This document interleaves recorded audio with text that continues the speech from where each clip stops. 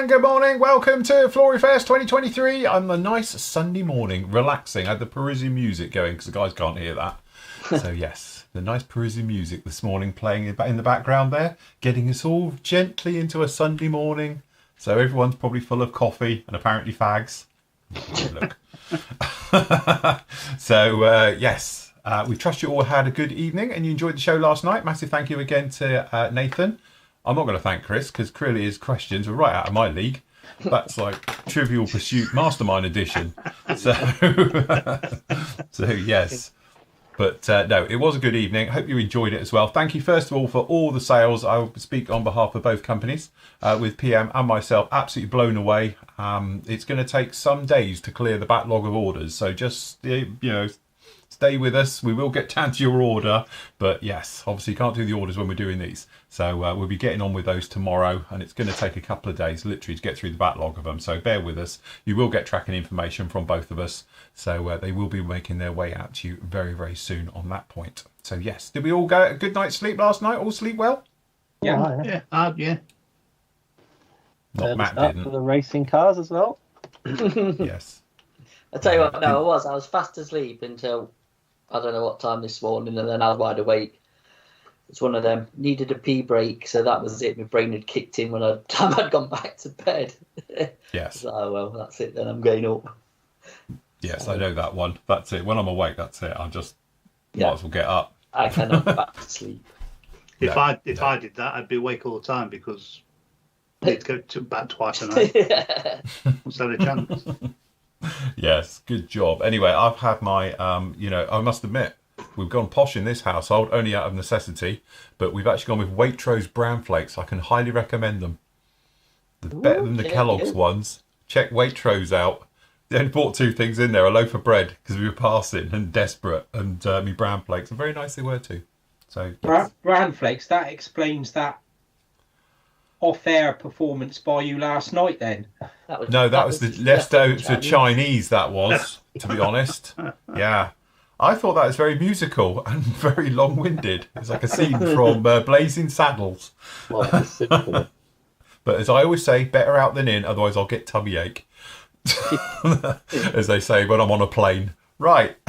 Anyway, you know the format for this one. We've actually got the clinic with you this morning. Something a little bit laid back in that. So if you have got any questions, obviously the Flory members have posted up in the actual forum for some questions to be answered, which we can make our way through. So we'll be doing that with you this morning. Obviously, we'll be having a look round and the various bits and pieces like that around the sites and stuff. So don't forget, you can get a hold of us on Instagram. Just tag us in official Flory models and obviously tag your photos and you'll appear in there so we can show you that. Then this afternoon, we've got Airfix on with our very own Peramjit. Spoke to him this morning. He's all raring to go and everything. So as I say, he's got a good presentation for us. And again, we've got questions. Pretty much end the questions there, apart from we can do them live. Don't send any more because I've already sent them over to Peramjit to have a look at first. So he's all briefed. And obviously he can get the information on those questions he's got already. So we've sort of closed that sort of thing. But that's going to be this afternoon from around about 2 o'clock. The end of today's show, we will be giving you studio tours. And Andy's got studio cam. And so have I. I've got studio cam on as well now. So, yes, you can see the mess and the death and destruction. And to be honest with you, Nathan's been clearing up since God knows what time this morning. We've been hearing him rattling around in there off camera, and I know full well he's clearing everything. So it'd be interesting to look around with that one. So make sure you stick around and have a look. And as I say, before we end today's show, we will be having a look around studio tours, we're going to call it. So, yes. Good job. Right, first of all, though, we do have to obligatory try and sell you something. So don't forget, over on the Flory model site, we've got 25% off of pretty much everything. All right, look, sale now on. Me pop-ups are working. Down in here, so thick washes, 25% off as well. So it's just going to be 25 quid plus the VAT down in there as well. And then obviously all the other bits. So your normal washes, your thick washes, your pigments. Unfortunately, we have sold out of the mouse mat sets and the sticker ones. They've all gone, but we have got polo shirts. We've still got all sizes. We're a little bit limited on the t-shirts. We've only got a couple of different sizes. The aprons aprons are back in. As you can see, we've got aprons on sale down in there as well. And we have gone out of stock. I think it's the medium hoodies have gone out of stock as well. Yeah, they've gone. Unfortunately, we've sold out completely of all the resin stuff, but we have got 3 sets available for the Harrier nozzles in 24 scale if you want to grab any of those. Don't forget, links are down below to both sites, so you can just pop over, just go in the store area down in here and go through. All right, so you are good to go, and we can ship pretty much anywhere, so that's no problem at all. Over on the PM side, obviously, you can pop over to pmmodelsuk.com. We've got our 15% off all kits, so that includes the brand new stuff and everything. The only 2 things that are excluded is damaged boxes and the special offers. This morning's special offers are... Ooh! We've got the anniversary, which wasn't quite anniversary because I think it's a little bit late. But we've got here the Dragon Mighty 1/72 scale Apollo 11. Sorry, Apollo 5, Saturn 5, that's the one. Apollo 11, Saturn 5. I should try and read this. There we go. With a PM mug. Free mug. So, free mug with this kit. So we've only got a couple of these because we've only got a couple of mugs. So if you do fancy one of these, and to be honest, it's got to be better than the I was going to say a rude word then, but it's too early. A kit that I built live for the anniversary of the Apollo missions. So you might remember a couple of years ago I did that as a live build throughout the same days in history, and we were playing audio clips and everything. It's a really good build. But I built the truly awful and overpriced Revell 72nd Saturn 5. So I take it this one isn't just a couple of bits of plastic and some plastic card that you have to bend yourself. No, it's a proper kit. I was going to say, but to be honest, it's not that much more money from the I was going to say another rude word, the slightly overpriced kit that I built. Talk about disappointment. Literally, I hope this one is just solid plastic and it's good, because when I opened my one, it was like literally, it's an empty box with a couple of sheets of plastic card in the bottom. It's like, brilliant, thanks. So, but anyway, you do get a free mug with this one. So if you want something rather special, and I can say they do look incredibly good when they're built. They don't take up much room because they're sitting nicely on a shelf in your corner. You just need a bit of height for them. So, but they are fantastic kits, really nice. And you get a free PM mug. Yeah, the postage on that is £12, by the way, to the UK. Yeah, because it's huge. Courier. Preferably UK only people. Yeah, it'll go courier on that one, won't it, Matt? Yeah. It's got to go courier. It's massive, massive box. But Huge box. Think of it as a collector's item as well. Yeah, no, definitely. I must admit, I would have built that one over the one I did, but at the time of doing it, this kit didn't come out. It came out about 2 months after the anniversary. I was like so disappointed. So I had to build the other one. Never mind, that one's there as well. So if you want to grab that one, really good deal on it. It should be 170 quid. We got it up there just at 126 quid. So if you want to grab that one. We've got the Tacom 16th scale quarter-ton utility truck and driver, also known as a Jeep, but we can't say that for legal reasons. But anyway, just £52 on that one. The Scamel Pioneer, which was in the quiz last night, wasn't it? Was that a Scamel Pioneer? Yes, it was. The little Airfix one. Yeah, we had the little Airfix one and all the rest of it. So anyway, it's got the nice one here with the gooseneck with the truck. So very, very nice as well. So if you want to grab that one, that's just up at £49. Kong. Everyone needs a big Kong. My dog likes her Kong, but that's a different thing. That's so anyway. The last one we've got in stock, so if you want it. It's the very last one. So we're just clearing that one out. 30% off. So if you want the Skull Island one, all you need is a couple of Hueys flying around with some dodgy acting, and it'll be fine. So got that one as well. Another classic one is the Bandai B-Wing. I'm going to have to build this kit, but I might have actually paid for a file for a slightly larger version. All right. So I've got to print it when I get time, but I have bought the studio scale one as a 3D print. I haven't printed it, no, because I haven't had time, but I have bought the file. All right, okay. So I have got it, but I haven't done anything with it. It's literally just sat on the other computer now. I've got to put it through Slicer and all the rest of it. But yeah, I have got the one for that. At some point, I will get round to doing that, maybe next year. So yes, very nice indeed. So if you do want the Bandai one, obviously a far better scale than the thing I bought. This is the 72nd scale one, and it looks mega. Very nice indeed. We've been talking a lot about Tomcats and how gorgeous they are. And this is a gorgeous price for a Tomcat. So why pay hundreds of dollars for it when you can have one for just £54? And to be honest, this is a really nice kit. And if you want to, can we get the weapon set for it? Is that out of stock? Yeah, that's gone. Well. Oh, right. Sorry, those are gone. But they do an ordnance set for it, which is absolutely cracking set for it as well. But anyway, really nice kit. And again, for 50 quid, or just over 50 quid, I still think bang for buck, that's where I'd go. It looks really, really nice. You've got to do options and things, but it really is nice. And it's slide molded, unlike other scent kits, which, isn't. Anyway, we've got the Guns Bunny B25. This is obviously the Hasegawa kit in this, isn't it? Yes. Yes. Yeah. So it's the Hasegawa B25 Mitchell. Really nice kit and all the rest of it. This is the Guns Bunny one. They can't call it Big Bugs Bunny, so they call it Guns Bunny. But some really nice markings. It's the strafer. Very, very nice indeed. Friend of ours quite likes these, don't you, Nath? We got the Edard IDS Tonka. Got a couple of them myself. They're very nice kits. Very, very nice kits indeed. So if you want to grab that one, obviously it's the Revell kit inside there, but again, really nice bits and pieces in the box with that particular kit, just at 50 quid as well. Really nice deal. IBG 72nd scale FW 190. This is the prototype limited edition kit as well. Very, very nice. Whose kit's that inside there? Is that IBG's own one? It's isn't it? IBG's Yes, sorry, it own. is. I think that's the one where you get some 3D printed bits. If I recall, you might have to scale mate it, but yeah. I'll tell you what, because you reviewed that, that is a really, really nice. It is a really mega kit. With Armour Hobbies. Yeah. Sort of the 72nd scale, they are literally on a par with Armour. It's beautiful kit. Lovely detail in that one. Yeah, so, rivets and everything. And it's really in scale. It's really nice. So. Really nice. And again, at just 24 quid. Real bargain on that one as well. And last up, a kit that I must admit, there's a scratch there. And I have got it here as well. Of the P38 Lightning, the Tamiya one. It's a beautiful kit. Really, really nice. Clever design with it as well. And you never know, one day, maybe next year, I might tackle that because it's sat here staring at me. And I'd like to do that one. And again, great price. Normally it's 65 quid. We've got it up at 52. So if you want to grab any of those ones, they will be around until around about 1 o'clock today. Yeah, then we'll switch them out. Yep. So again, if you fancy it, grab these now at these prices. They won't stay here for long, and I assume that things like Kong and that will fly out as well. So if you want to grab any of those ones, either pop off now or definitely before 1 o'clock, and try and grab yourself a little bit of a bargain down in there. And again, we've got full details and sales off all the other kits down in here. We've got lots of stuff. If you like your Bandai, we've got very nice ones down in here as well. So we've got the X-Wing. I'll tell you what they do need to bring out is that 48 scale X-Wing. They need to redo that one. Yeah, you never know. That's a great kit. That is really, really nice. So, but yeah, they don't seem to have brought that one over. But anyway, we've got these ones all in stock now. Well, apart from the Millennium Falcons because they were on our special. Yes. But again, we've got all the other ones, and I did the TIE Interceptor as a live build the other week. So if you want to see that one, you can do now. So very, very nice stuff down in there. Good job, everybody. Yes. So yes, exciting stuff. Buy now. So look, I haven't even moved my camera in. I thought I was a long way away. Hold on. There we go.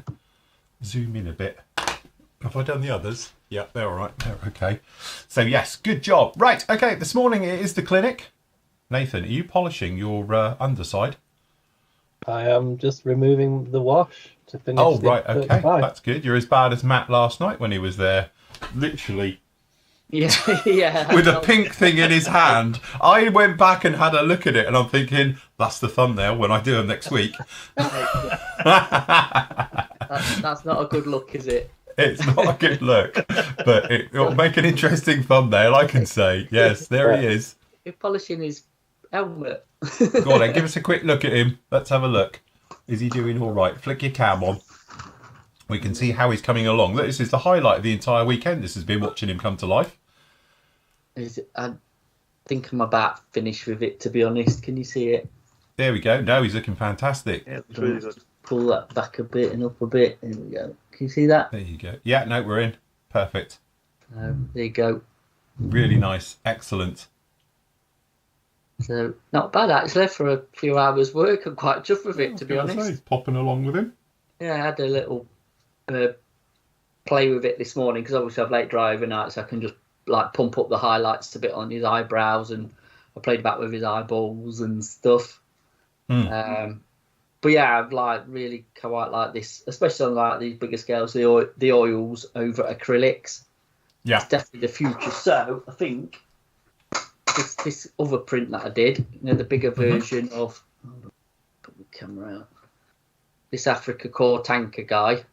I think he could be quite a candidate now to do the acrylics, oils over acrylics, I think. So yeah, nice. Yeah, it's all right. That I think it's looking cracking. See if we can print off a little plinth this time, Andy, when we get the other printer set up.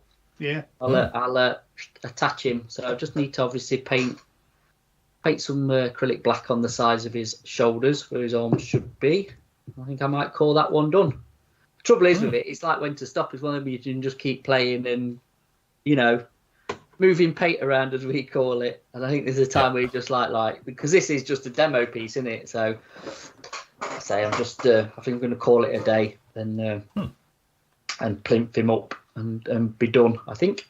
So I think he looks fantastic. Good job on that one. As I say, considering we've seen him come to life over the course of the weekend, I think he's done a cracking job on that. Excellent work. Yeah, I say give it a go. It's not as daunting as you think, to be honest. You know, especially using oils as well, because they're very forgiving. So more forgiving than just using acrylics, I think.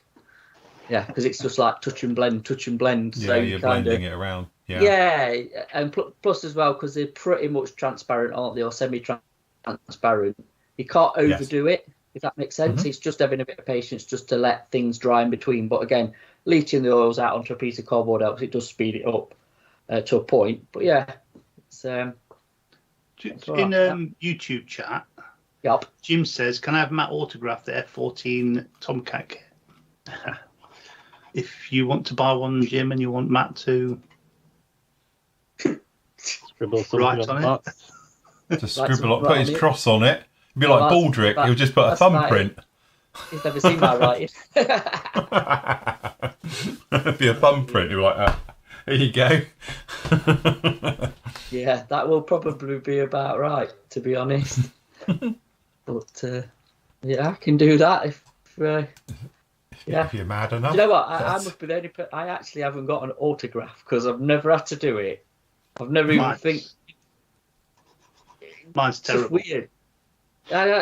Yeah, because obviously my signature's pretty crap.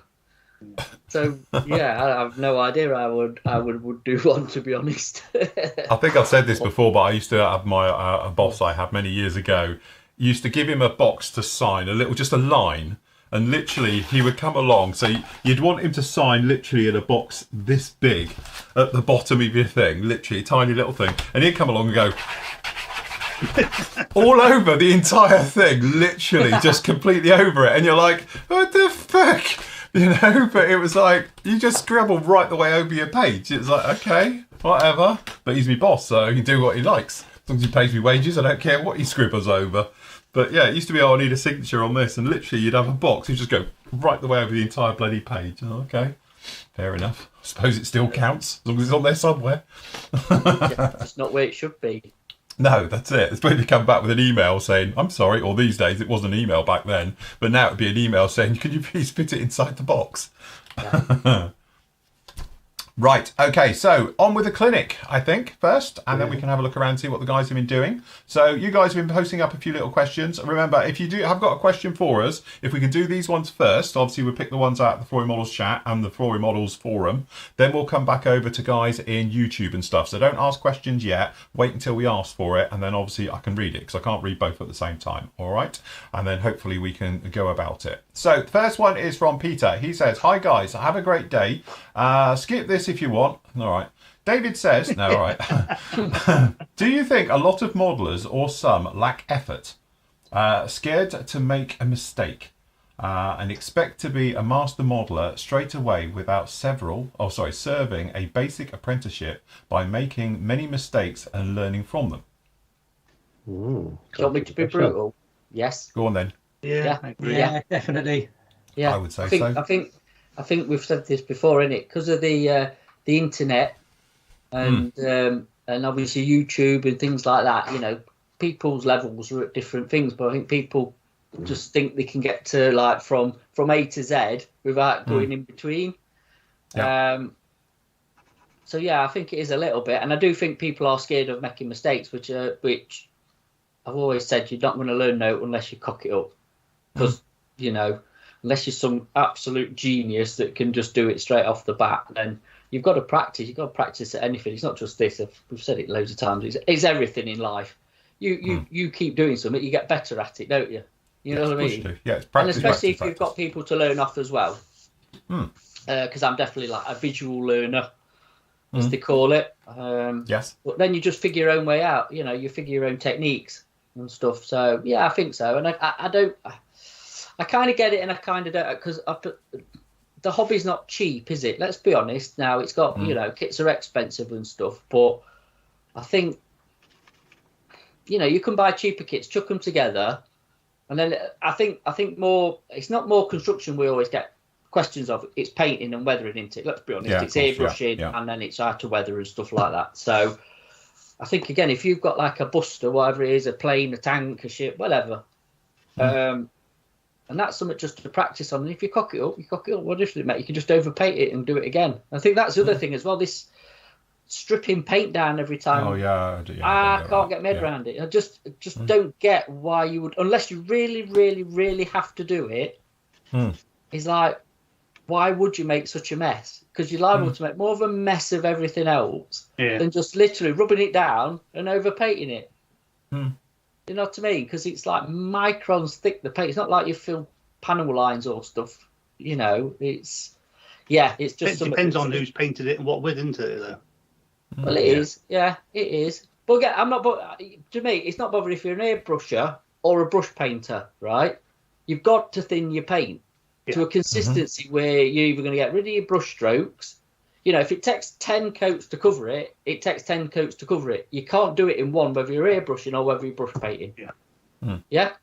And it's the right tools to do the job as well with brushes. You're not going to get very far with a 000 if you're painting a bit of camo, are you? You want a decent size brush with nice flow and all, and paint consistency and all that. Because like you knew somebody who used to brush paint, and you said it was like you'd never know. Unreal. Yeah. Unbelievable. Again, for the guys who don't want to use an airbrush and want to brush paint, I'm going on a rant here. I'm going off on one. But with the weathering thing, because I keep going on about this weathering gymnastics of like, with an airbrush gymnastics, and you've got to do all your post shading, pre shading, mottling, and all that lot. You do all that with oils and Flory wash. See, I enjoy doing that with paints though. What? Doing the weathering and whatever with the paints rather than oils.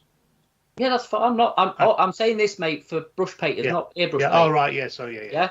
Because my thing is, if this is only personal point of view for me, is the quicker I can get it in and out of the spray booth, the better. Because I find it boring, if I'm honest. I just find it all this tedious little. I got the patience. It's crap for me, but each to their own. But if you're a brush painter and you want to do your weathering, the oil paints and the washes are the way to go, aren't they? Because you're just going to put your base layers down like it would in real life, and then you build it up when you bring it back out. So we ought to have a brush painting challenge. Oh God, no. I can't do it. Can't you? What? We've just been talking about being scared of something, and then you're like, no, I can't do that. But I'm really bad at it. Know your limitations, as they say. You're going to use it. Unless it's a half-inch Dulux brush, I probably have got nothing decent to paint anything with. What did Dirty Harry say about limitations? There's no limitations. There's no limits. No. I must admit, I never go along with this. You see a lot of people saying, I've got X kit in the stash. I'm not going to build it until my skills are better. Just get the bloody thing out, open the box and start gluing bits together. The other side of the coin is you see novice builders throw every piece of aftermarket at a kit, and you're like... I think that's the fall down. I think Nathan's hit nail on the head. I think that is the fall down with it. It's normally the kits nowadays are so well designed. It's very... Instructions are the letdown, aren't they? Which we've mentioned before. Not the actual kit in the box usually. From a decent manufacturer, shall we say? But I think then you go to like we all do it. Is like, well, what aftermarket can I get for it? I've got boxes full of it, and then you're making life complicated for yourself. Really, you're just stick to building out the box and put some harnesses in it if you're a plane builder, and if you're a tank. If you're tank person or whatever armour, half the time you can build it and get away with it, even with rubber band tracks. So, I don't know. I think at the end of the day, is like one of the things you see, and I did an entire show about this, is that obviously the trouble with the hobby now, you've got that Instagram problem of being perfection and beauty and the realities of it.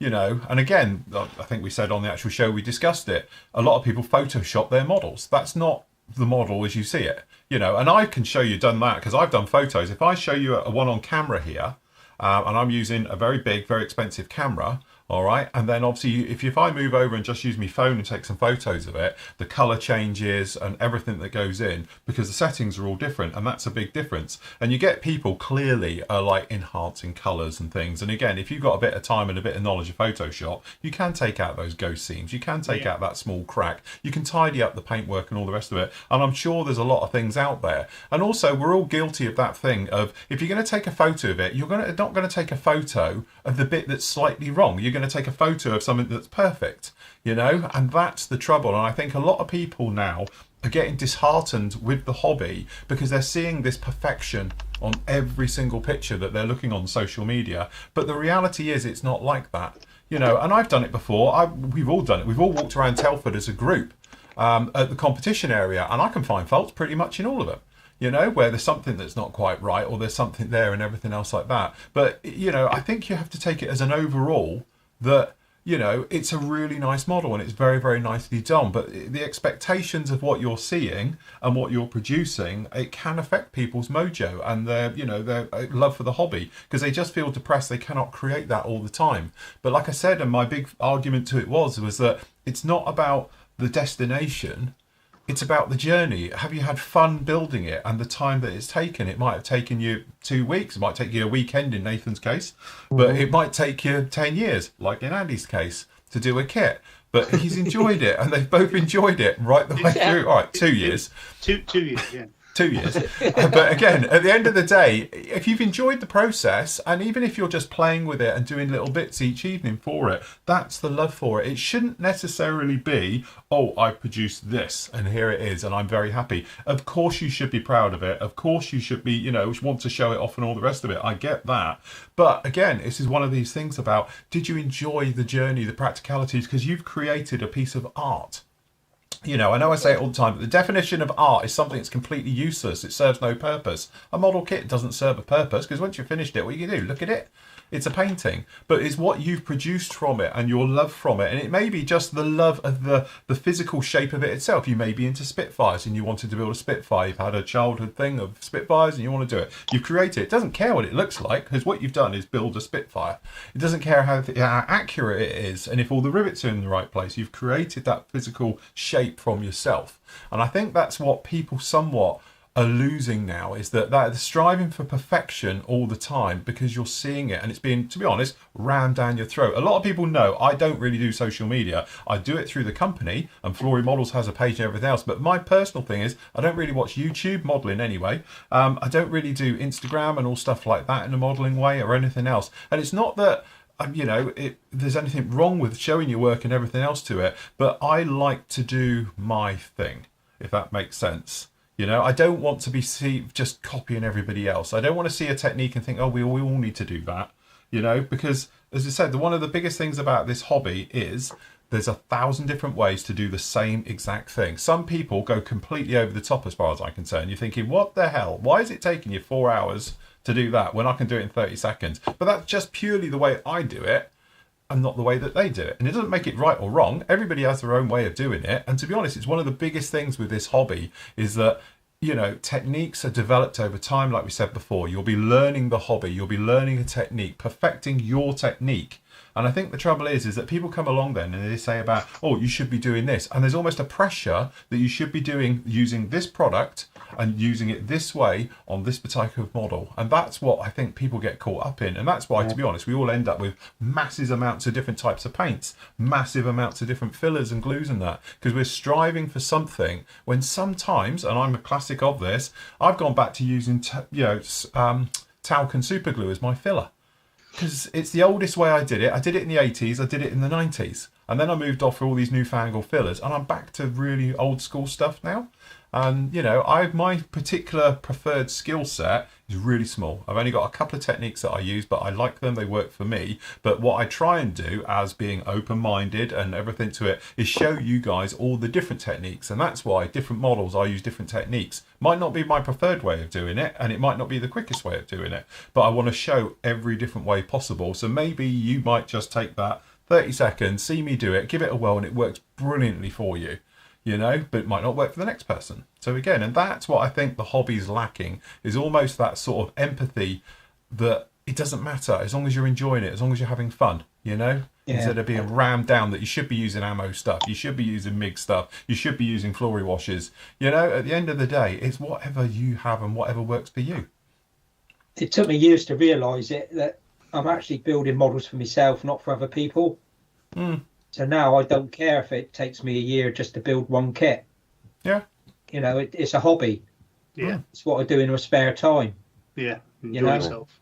So, yeah, I'll do what I do at my own pace and not worry about everyone else. There's far more enjoyment out of it then. The thing with my Spitfire that I fell down with is that I knew where I was going up until I got to the weathering. And then we got to the weathering, I'm thinking, what do I want to do with it? Not what can I do with it, but what do I want to do with it? And sort of like it just, I don't know, sort of like then started overthinking it and not knowing where I was going to go with it, rather than just carry on doing it. Just flowing through. Yeah. I just like, it's all like, just started overthinking it and started thinking, what should I be doing?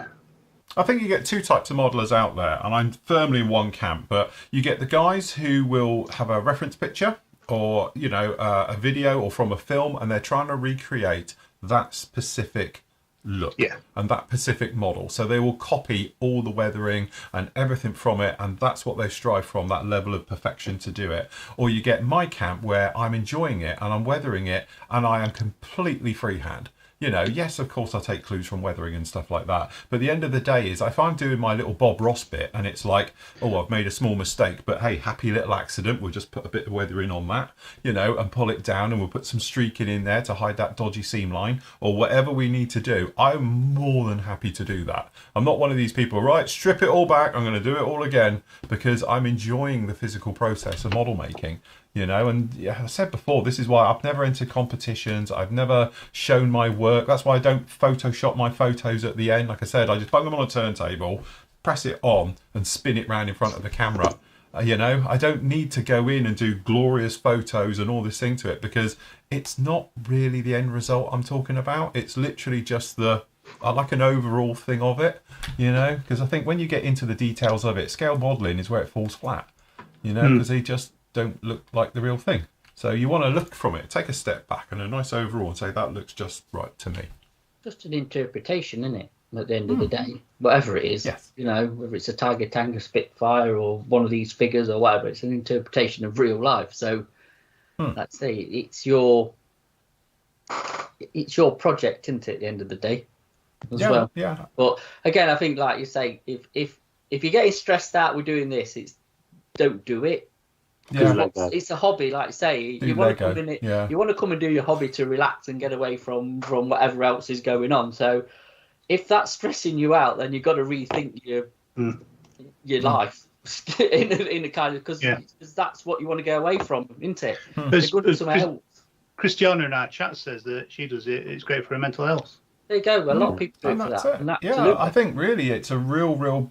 Yeah, again, I think if I talk to members, and you know, I talk to loads of you members all the time, every single week, and you know, you'll come with me with your problems and obviously with your wins as well, where it's gone really well. But most times, guys who speak to me in the forum and shoot me messages and PMs and stuff like that is because you've got a problem. And the usual thing is, not being funny, a little bit Matt, you've got to an area of your model, and now it's stressing you out because you just can't get past it. So it may be you've got a problem with the airbrushing, you've got a problem with texture in your paint, or you've got problems, something's just not working for you. And obviously you reach out for me for a bit of advice. And my usual thing is just get over it, just plow for it, move on to it. You know, don't spend too much time, because like we've all done it, and I think it's probably Andy's classic, is that you get in your modelling room, or you get in your modelling room and all the rest of it, and you're looking at it thinking, yeah, how am I going to do this? You know, and before you know it, you've wasted the entire evening because you were overthinking it. And, you know, you just need to sometimes say, do you know what? I'm happy with how that is. I'm going to walk away from it. I think we need a T-shirt called Modelling Procrastination on Steroids. Yes, definitely. And I think also the big thing is saying about mental health, most of us who do modelling are probably somewhat got a bit of OCD.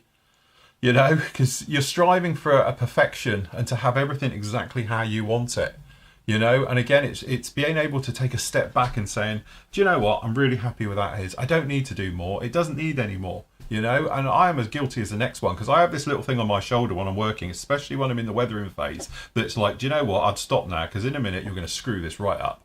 And that's because, and normally that's when I'll walk away, because otherwise it's going to be over weathered, it's going to look awful, or I'm going to make a mistake that I've got to try and fix. And you know what it's like when you've made a mistake and you try and fix it, it's very difficult to blend it all back in. So, you know, and just to walk away from it and say, do you know what, I'm going to call that one done. And you would have seen the video builds where I've said, oh, I'm going to do this, this and this, and I'll get to it and I'm thinking, doesn't need it. It doesn't need that level of it. I'm happy of how it is. It's looking good to me, and I will stop and I will walk away from it. And I think that's what you sometimes need, is just that level of acceptance. You know what, I've done a good job on that. I'm happy with it. I'm going to leave it there. But also as well, sometimes it is good to just have a step back and leave something and then go back to it with fresh eyes. Another time, I'm more than do that, because I have like multiple stuff on the go. But then I'm not just channeling all my energy into that, and that's where you can get a bit of a blank where you get to a certain point. So if you just put it to one side and do something else, and then like I'll pick it back up again in that, you know, if it's a few days time, a week's time, a month's time, whatever, and it's like, all right, just relook at it, reassess it, and then go again. I definitely one of them who struggled to do one from start to finish, especially on the bigger stuff. I definitely had it with the 190, the big 190, because. But I think that's mental for me, because I know it's a big kit, but it's not a complicated kit, to be honest. I think it's more the size of it, not, you know, because I'm used to probably working a bit smaller. And I think that was it. It was a bit of not a mental block, but it's like getting used to working with bigger scale stuff. Yes. But it's the same as working with little stuff. There's no difference at all. No. It's just in my head it was. You know what I mean? Here's a thought for you. Go on. The model you've just built doesn't have to be better than the last one. Absolutely. If you take that approach, because what modelers can do is, I mean, I was speaking to someone at the model show last week, and he was building a model for a competition, and it was like one this year, and that was his approach. It was all about competition and a bit of a mutley approach to modelling. And you'll go home from a model show happy or sad, depending on somebody else's very subjective opinion.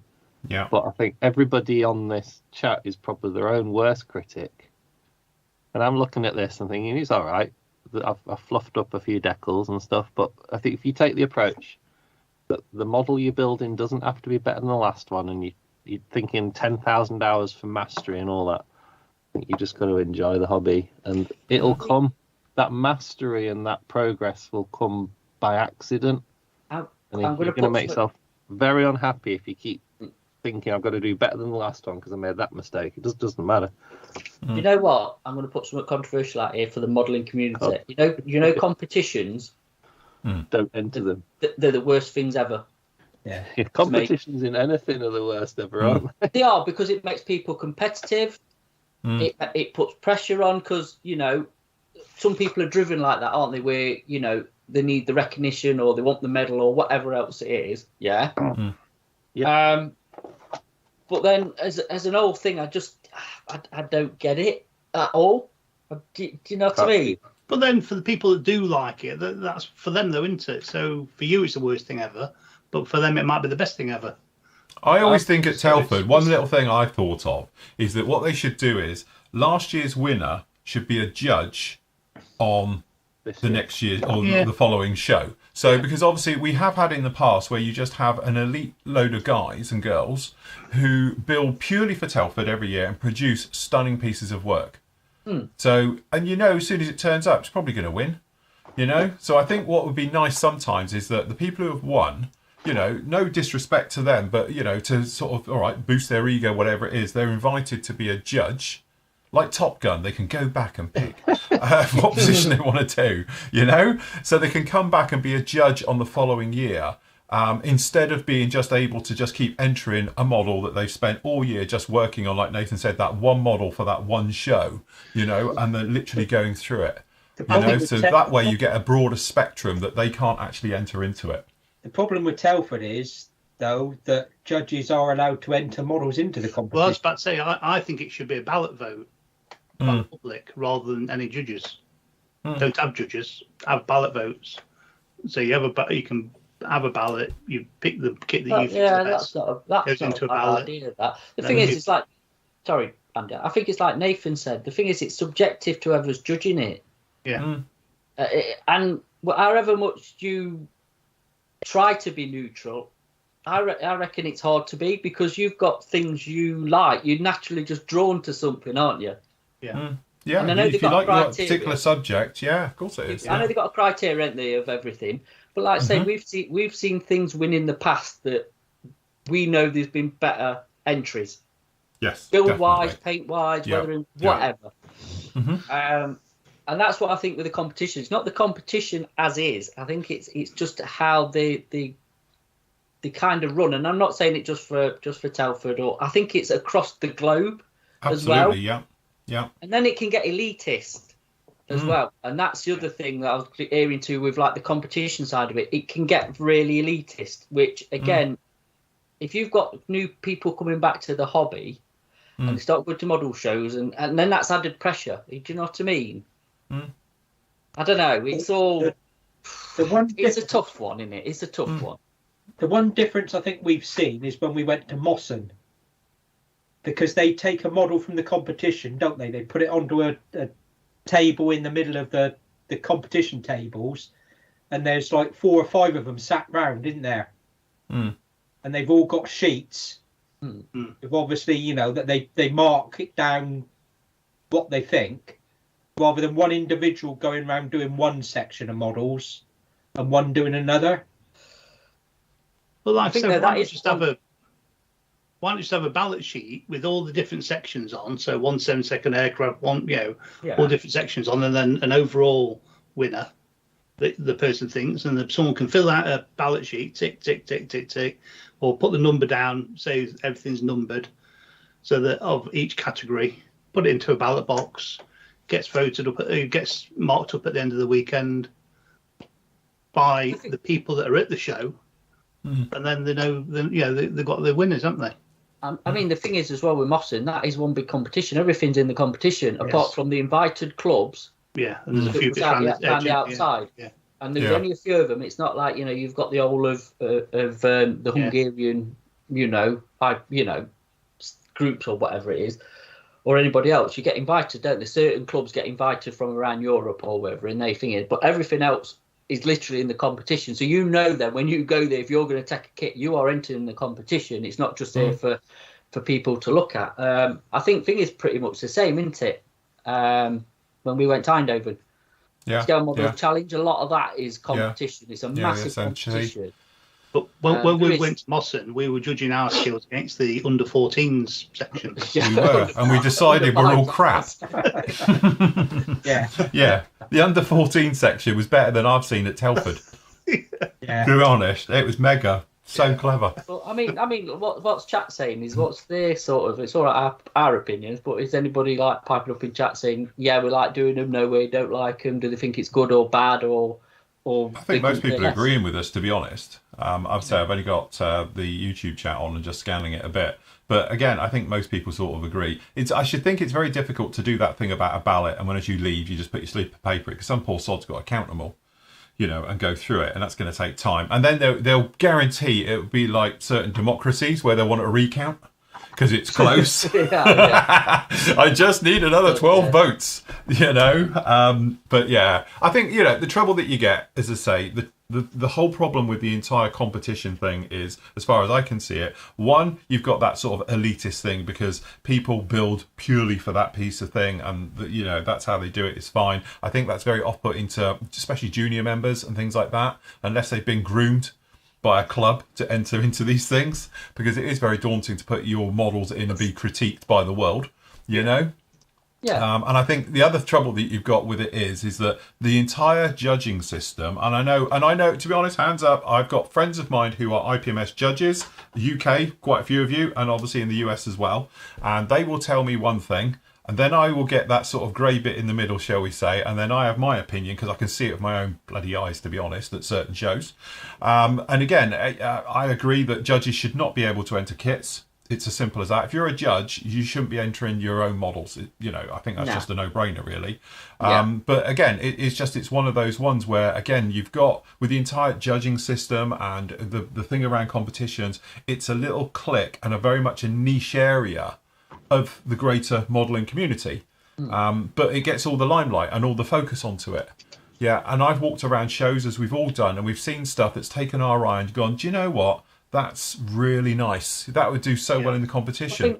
I think some people don't need they don't model for that thing, do they? They just model for the club. Yeah. And we'll bring it to a show and put it on the stand or whatever. I mean, I think John hit the nail on the head, and it's something that clicked with me a few years ago. Is now I just do it for me. And if anybody likes it, then fantastic. And if they don't, they don't. It's just how it is. But yeah, I think you've definitely, whether you're doing it for competition or your club or just as a hobby or whatever it is, to definitely do it for you. Just model for you. And I think looking at the chat, a lot of the feeling seems to be that with this forum as well, we're all pretty, we're not judgmental or critical of anyone, are we? Competitions, do we? It's not like we have competitions for the best. Unlike some other forums that can get, a little bit nasty. Well, it'll be funny. The easiest way, if you look at our gallery that we do every Friday, and that's everyone's completed work from the forum that week, it's really nice, because what I like about it is, yes, you get some absolutely stunning models in there, but then you get obviously the juniors, and we get people who are new to the hobby and that, and it's not that the quality of their work or anything else like that, but what I see as, obviously being the boss here, I can see people's progression sometimes, and you can see people's work getting better and better. And that's really one of the nice things about it. And it's nothing to do with how good it is. It's just you can see them physically going up, and getting better and better. The paintwork's looking better. Obviously, you're getting nicer scale effects and all these things. And you've got members now who've been on the site over 15 years, And if you look back at their early stuff, just like my stuff and any of the team, it will look awful. But now you look at it, you think, actually, that's not looking too bad. But I can guarantee if I'm still doing this in another 30 years' time, I'll look back to today's ones and go, God, that's awful. Because normally you've always got that natural progression where you're getting better, you're perfecting your techniques and stuff like that as you're making your way along, But I think that the latest and greatest paint, glue, filler, whatever it is, won't make you a better modeller. It's you that will make you a better modeller, your skills and your time. And I think one of the biggest things everybody needs is a buster to test, to play with, not to worry about, just to have a go at, on a buster. Because you get people and all they do is put it on their latest and greatest, and you're worried about screwing it up. So, have a go on a buster, have a day off. Yeah, they used to call it Baker's Day, didn't they, back in the day, where the baker would have a day off because he's just practicing and, having a go at stuff. Modelers need to do that as well, and that way you can test out products, you can test out new techniques, you might invent a new technique, so have fun with it. Is that what teachers do then whenever those days off? That's they Poets practice Day, it? isn't it? So Poets Day, what will they practice poetry? they're in set days, they're just practicing. Or they're on strike, one or the other. So anyway, right, next question, because that one's just lasted half an hour. Yes. Right. Dave says, good morning, Jates. As a novice with an airbrush, could you give me your thought and guide to what size needle you would use for different types of paint, i.e. lacquers, water-based? Cheers and have a great week. End. 0.2. 0.2, 0.3. That's all you need. Yeah, and it doesn't matter what you're doing. It doesn't matter if you're doing acrylics, water-based stuff, or lacquers, or anything else like that. I highly recommend a 0.2 to 0.3. I think they're the sweet spot for what we do in the hobby. And again, I've covered this in a lot of my videos. Yes, and I've got one up there, which is a 0.5 needle. It's like a freaking hair, 0.05. But it's not designed for paint. It's designed for ink. It's an ink needle. And again, I put ink through it, and you can literally, you see artists doing ink work, and they're doing hairs on a tiger's ass. That's what they're using. But you're not going to get acrylic to go through it, because acrylic will just stick. It just can't go through that small. So, but again, I think really the sweet spot for what we're doing, 0.2, 0.35s, even a 0.4 if you're doing sort of more acrylic-y stuff. But if you're into lacquers and stuff, then 0.2. But I've never seen the point of going down to a 0.15. I've had them, and it never really flows that well. You get better flow, shall we say. But again. I don't think there's much you can't do with a 0.2, is there? I use a 0.2. If you're just having one, I think a 0.2 would be. And don't forget, you've got this thing as well with airbrushes. As soon as you start using it, it's going to get bigger. So literally, you're wearing it out. The nozzle will get wider. With every time you let go of that trigger, it's going to push onto that nozzle. Oh God, here we go again, right? But it's going to get bigger with pressure.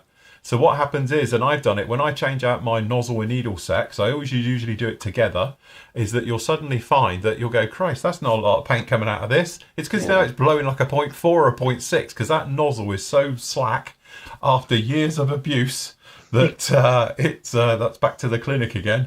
You can tell your needle creeping. Yeah, absolutely. You get needle creep. That's the one. Yeah. So it starts to push out the end. You know you're in trouble. It just wants to just see the tip. Anyway, that's the late night show edition. Alan says, hi team, I'm currently building a 124 scale Volkswagen camper. Speaking of which, has anyone seen that video of that car conversion they've done where it looks like it's been sanded off to the tops of the wheel arches? Yes. Yeah. And they drive along and it looks like it's just been sanded on a belt sander flat and then they drive it round. That thing is absolutely mega. It's a Beetle, yeah. That's brilliant. It's got that a little thing. space frame, and then they've chopped the body in half, haven't they? Body off, haven't they? Near to the top of the wing, so it really looks like it's lowered. And it's hovering around. It's cool. It's hovering around, yeah. I might do that mine. I think you should do that. I was going to say, the trouble is, round our way, with the bumps in the road, you're not going to get far. You're going to belly out. Yeah, you need a completely flat surface, but it is mega, isn't it? It's really It is cool. very, very clever on that. It's one of the best conversions I've seen for a long time. Anyway, it's building a Volkswagen camper. Can you tell me how to recreate plywood interior using oils? Great show. Thank you. Yes, you want a deck tan base or a similar... I'm trying to think. Really buff or something, buff, deck tan, that sort of thing. And then you, what is it? Raw umber? Raw and burnt sienna, is it? Burnt sienna. Yeah. And there's another one, isn't there, that I can't think of. And you just do wood grain with that. I'll tell you what, I can't I'm show sure you. I had let me just check. I'm pretty sure I had a video on this. I thought you did. I did. It's called Wood Effects. Do you know what? I am so bad. I've got hundreds of thousands of videos, but I haven't done it. So one of your propellers on your propellers. I'd like to say propellers on World War One. It's the same technique, just on a bigger scale, isn't it? Yeah. So what I have here is a video. When it will load, because obviously it can't do it. But there we go. I've got a video all about it. But for some reason it's not on the site. So what I will do is I will put this video up and you can see all about it. But hold on, I've got it down in here somewhere. This is a really old one and we were talking about it. So again, we've got it going through and I do different techniques using oils and obviously with it. So you can see this is using mask sets for it as well. And then obviously we use it with oils and we do it with streaking. So I do like a few ones, as you can see. So we've got a mask for it as well as we've got using oils and different effects. So again, this isn't loading through very well, but hey ho. But yeah, I have got one on it. So I will find that video and I will get it sorted and you can see all about it. Look at that. Look at that young studio. That's it, with the dodgy haircut. So, but yeah, what I will do is I will get that sorted and I will get it pretty much over and all the rest of it. But yeah. Basically, all you're doing is putting a light colour down, as like a buff or a deck tan or something like that, down, and then let it completely dry. Then use your oils, put your oils on neat, obviously after you've drained them off, as you know, on your piece of card. Put them on neat and just like basically just drag it with a fairly coarse brush. You do. Or sponge. I use a sponge. Yeah, or sponge, or something. Yeah, fairly coarse brush or whatever to get the grain lines in it. And you can, as you drive it, moving it across, you can sort of like swirl it across a bit to give you sort of like the knots and sort of like, the grain, not being completely flat. Sort of like just give it a bit of swirl in it. I'm going to say it's not as hard as you think it is. It's actually really, really easy to do. It's just I think You it looks just go more in complicated. with some oil. Yeah, the different colour oils or different bases, different base coats you use can create different colours, different types of wood, from mahoganies to pines to whatever. Plywood. Yeah. There's a bit of like a plywood. It's good Yeah, fun yeah. technique. It's And a Hold gloss on, Matt. coat. Coming to you. Hold on. Show it again. Okay. There you go. So Also, and like this is the one I did when I did mine. I did. Sorry, it might help. There we go. That's done as well. That's just done with a sponge. So again, it's a little bit of deck tan underneath and a little bit of dark oils, and you just drag it across. But if you sort of stop and just make a little hiccup, if you like, and go, you get really nice wooden effects and all the rest of it. So that's the one that I did. So, but yeah, it's one of those techniques, isn't it? It looks really complicated, but all you do is put down your paint, your base coat, nice light coat. You put your oil on your sponge, and you just go like that, and you're like, "Ooh, brilliant!" Next, it's literally like that. Okay, if you're going to do lamination stuff, it's a little bit more complicated. But if you just want wood grain, it's like I surprised myself. It was one of those when I started doing it. It's like, is that it? All these years I've never done it because I thought it would be awful and really bad and troublesome, and it worked an absolute treat. There is that as well you can get. All right, yeah. Which is the little learning books from AK, and they've got like doing different wood effects, and obviously you can get decals as well, can't you? Yeah, you can get decals. You can. Once it's completely dry, then you can go over it with a clear coat, whether it be a complete clear coat or you can go over with a coloured clear coat to give you sort of like that varnishy look, can't you? Go over like a thin yellow or something, or or orange or something, just to give you that the difference, or like hues and different. Colours. I tell you, I always forget as well the clear Tamiya clear colours. Yeah. Yellow orange or something. Yeah. Yeah, and the yellows and stuff. They're cool because you can change the hue. I'm just going to bug out a minute because I can hear my dog crying. So. All right, mate, no problem. But as I say, I will get this video as a standalone, and I will put it up as a free to watch and all the rest of it, because there is a standalone video for this. And on this one, basically, I do it with oils on this side, and then this one is the RB Productions photo etch set, which we're doing wood grain as well, and we go right the way through. But after the show, it may be tomorrow now, to be honest, because we're going to run out of time. But I'll show you the different ways of actually doing it in that video. They're only step-by-step ones, but again, it's quite good. If you want to see the full one about it, I used all the techniques down in the Wingnet Wings build.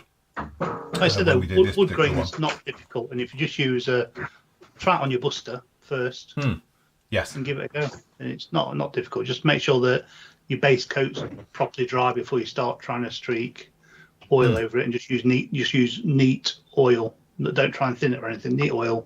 Just drag it, streak it and cross. Let it completely dry again, and then give it a click.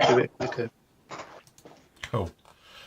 Right. Okay. Nick's got a large question, so I might slightly paraphrase this because it's a big one here. He's basically saying he's in a conundrum regarding the order of articulation regarding the weathering of oils process after decals are applied. It seems that everyone has their own style when it comes to this step. Correct me if I'm wrong. It seems that Phil gets the decals down and goes straight in with a wash and oils without putting down a protective gloss coat thereafter. It seems that Nathan's process is to gloss, decal, gloss, wash, flat coat. Yeah. He says, I would be interested to hear everyone's method. Well, Christ, if it's everyone on the internet, we'll be here a while. For going through. He's just done the 72nd scale Hobby Boss Rafale before oils and weathering. She looks awesome. And then I buggered things up with the wash and oils. She went to the Shelf of Doom. Then I put the wash and oils over a flat coat. The wash had a hard time to lift, which it will do. I couldn't manipulate the oils, and it just turned out terrible. Do you need to put down odorless thinners before applying the oils? Also, can you manipulate the oils better? Sorry for the confusion and all the rest of it. This goes back a little bit to the first question as well, doesn't it? It's, Yeah. So again, all right, I'll have a go at this first.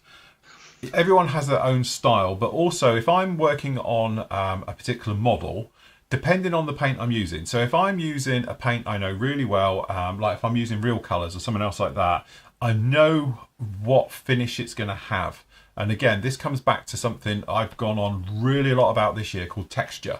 And it's texture in your surface. And it's not just texture in your paint, because it may be texture in your clear coat or whatever it is you're on. The surface texture will denote what effects you're going to get. So if you've got a really rough texture, let's say I've been trying to paint with something I don't normally do, an acrylic or something else like that, and it's quite a rough texture, I'll probably go safe and put down a satin coat before I go near it with any type of weathering whatsoever. So forget the decaling stage. Really, this is about the weathering, all right? Because then I know that surface that's on there, I know I can work with. So for instance, it's that thing we've talked about before about knowing your product and what you're working with. So again, if you're not used to it, like I always say, if you're using the Flory Models wash, put it over a gloss coat. Because if you're not used to it, you won't understand how it grips and how it actually works. And you want to be safe, gloss coat for the first couple of times. Then you can move on to a satin coat, because you know how much weathering will get locked into the surface because it gets caught in that texture. And that's the same with oils as well, because oils are working just the same as the wash. You're manipulating those oils, all right? With oils, they do need a certain amount of texture on the surface to give it some bite so it can grip to it. So if you want to do streaking, if you want to get that nice effect, if you want it to flow nicely as well, it needs texture to be able to flow. If it's on a glossy surface, it's just going to sit there and bead up and wipe away. So it needs that thing, but it's understanding how that actually is and how it's going to work with washes, how it's going to work with my washes, how it's going to work with oils, how it's going to work with paint, how decals are going to work with it as well. Because some decals as well will go over quite a rough surface. They will conform really well. Other ones, like Tamiya, don't. Tamiya just sit on the surface and do nothing, because it's very difficult to get them to manipulate and to bed in. All right. So again, it's just that thing about knowing your products, knowing your decals, knowing how your surface is and things like that. And that's when sometimes a buster can really help, because you can have a play with it. Try it, you know, put a flat area, satin area, gloss area, try your different weathering products on it and see how they look roughly on something you don't care about. And then that way you can look at it and go, well, that's a nice effect. I like that one. I'll do that onto my model. And you can move on and do it literally like that. But this is the thing. I do my techniques for it. Nathan does his. Matt will do his. John will do his. Andy will do his. We all have our own ways. We don't just follow each other. We have our set routines that we like to do it in. For me, if I'm thinking those decals are looking really good and they've hunkered down well, I'll just go straight on with it. We'll go straight in with weathering and all the rest of it.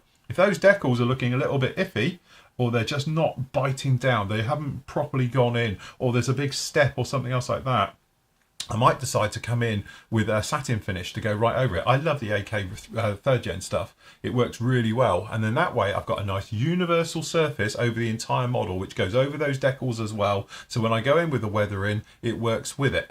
You know, so, and that's the thing to it. But again, I think it's the thing of understanding your products that you're using over your texture of your paint. And the thing is, texture in paint, I've harped on about it this year a lot. I've done videos on it and all the rest of it. It can really make or break your model, because if you get the right texture, you can decal straight over it, no problem at all. If you get the right texture, you can weather straight over it without any problems, you know. And at the end of it, like I've done many times in my build, the Harriet is a classic example. It hasn't had a top coat. It's literally got the oils on it and it's got everything, and it's never had a seal coat onto it. Because again, it works. It gives you that shine and that natural luster. Because otherwise, if you put a flat coat over everything, it's just going to kill it flat, which is fine on the smaller stuff, but definitely on the bigger scales, it needs a little bit of light and a little bit of movement.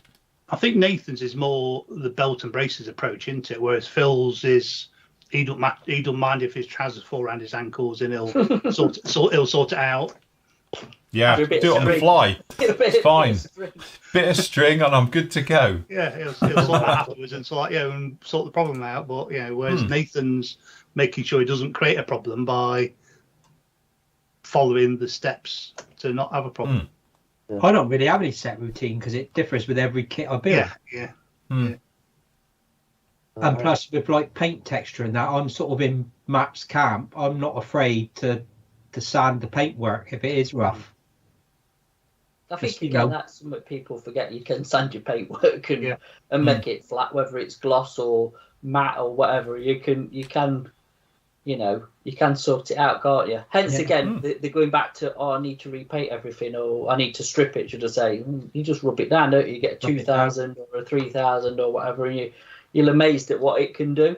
Yeah, and a lot of it comes down to how you're using your paintbrush as well, doesn't it? I mean, I can remember the number of times I used to get like rough textures on the inside, on the wing roots. Yeah. I can't remember last time I ever had that, and I can't even think of how to. I mean, obviously high bear pressure straight into it, but it's like you just learn how to have nice paintwork, so you don't have to really go through this, the stages of putting the gloss down to put your decals down. But I still would anyway, just to make sure. I routinely wet sand my paintwork right from the primer up through. Yeah. Because that way, if you get a rough texture on your primer work, then when you're just painting on top of it, that's just going to magnify. Yeah. It will get worse with every layer. Yeah. Get worse with every layer. So, if I've not got a smooth primer surface down, then I use Trizac 3000, which I think they use in the car painting industry, don't they, Matt? Yeah. The round. Just Trizac use that and lightly wet sand with that. Yeah, that's one. That's a full one. Yeah, they're fantastic. Kills all your problems. Yeah. Yeah. Obviously, you don't go at it hard. It's just very light wet sand. Yeah. You're just taking the edge off of it. It's literally just taking the edges off. You're not trying to sand your paintwork as such. You're just trying to flatten it to a nice smooth finish. And even if you just got a sander, an old worn out sander, just really light little rub right over it, clean off that dust, get rid of that, and then go again. But again, going back on track, it's one of those things. It's understanding the products you're using as well.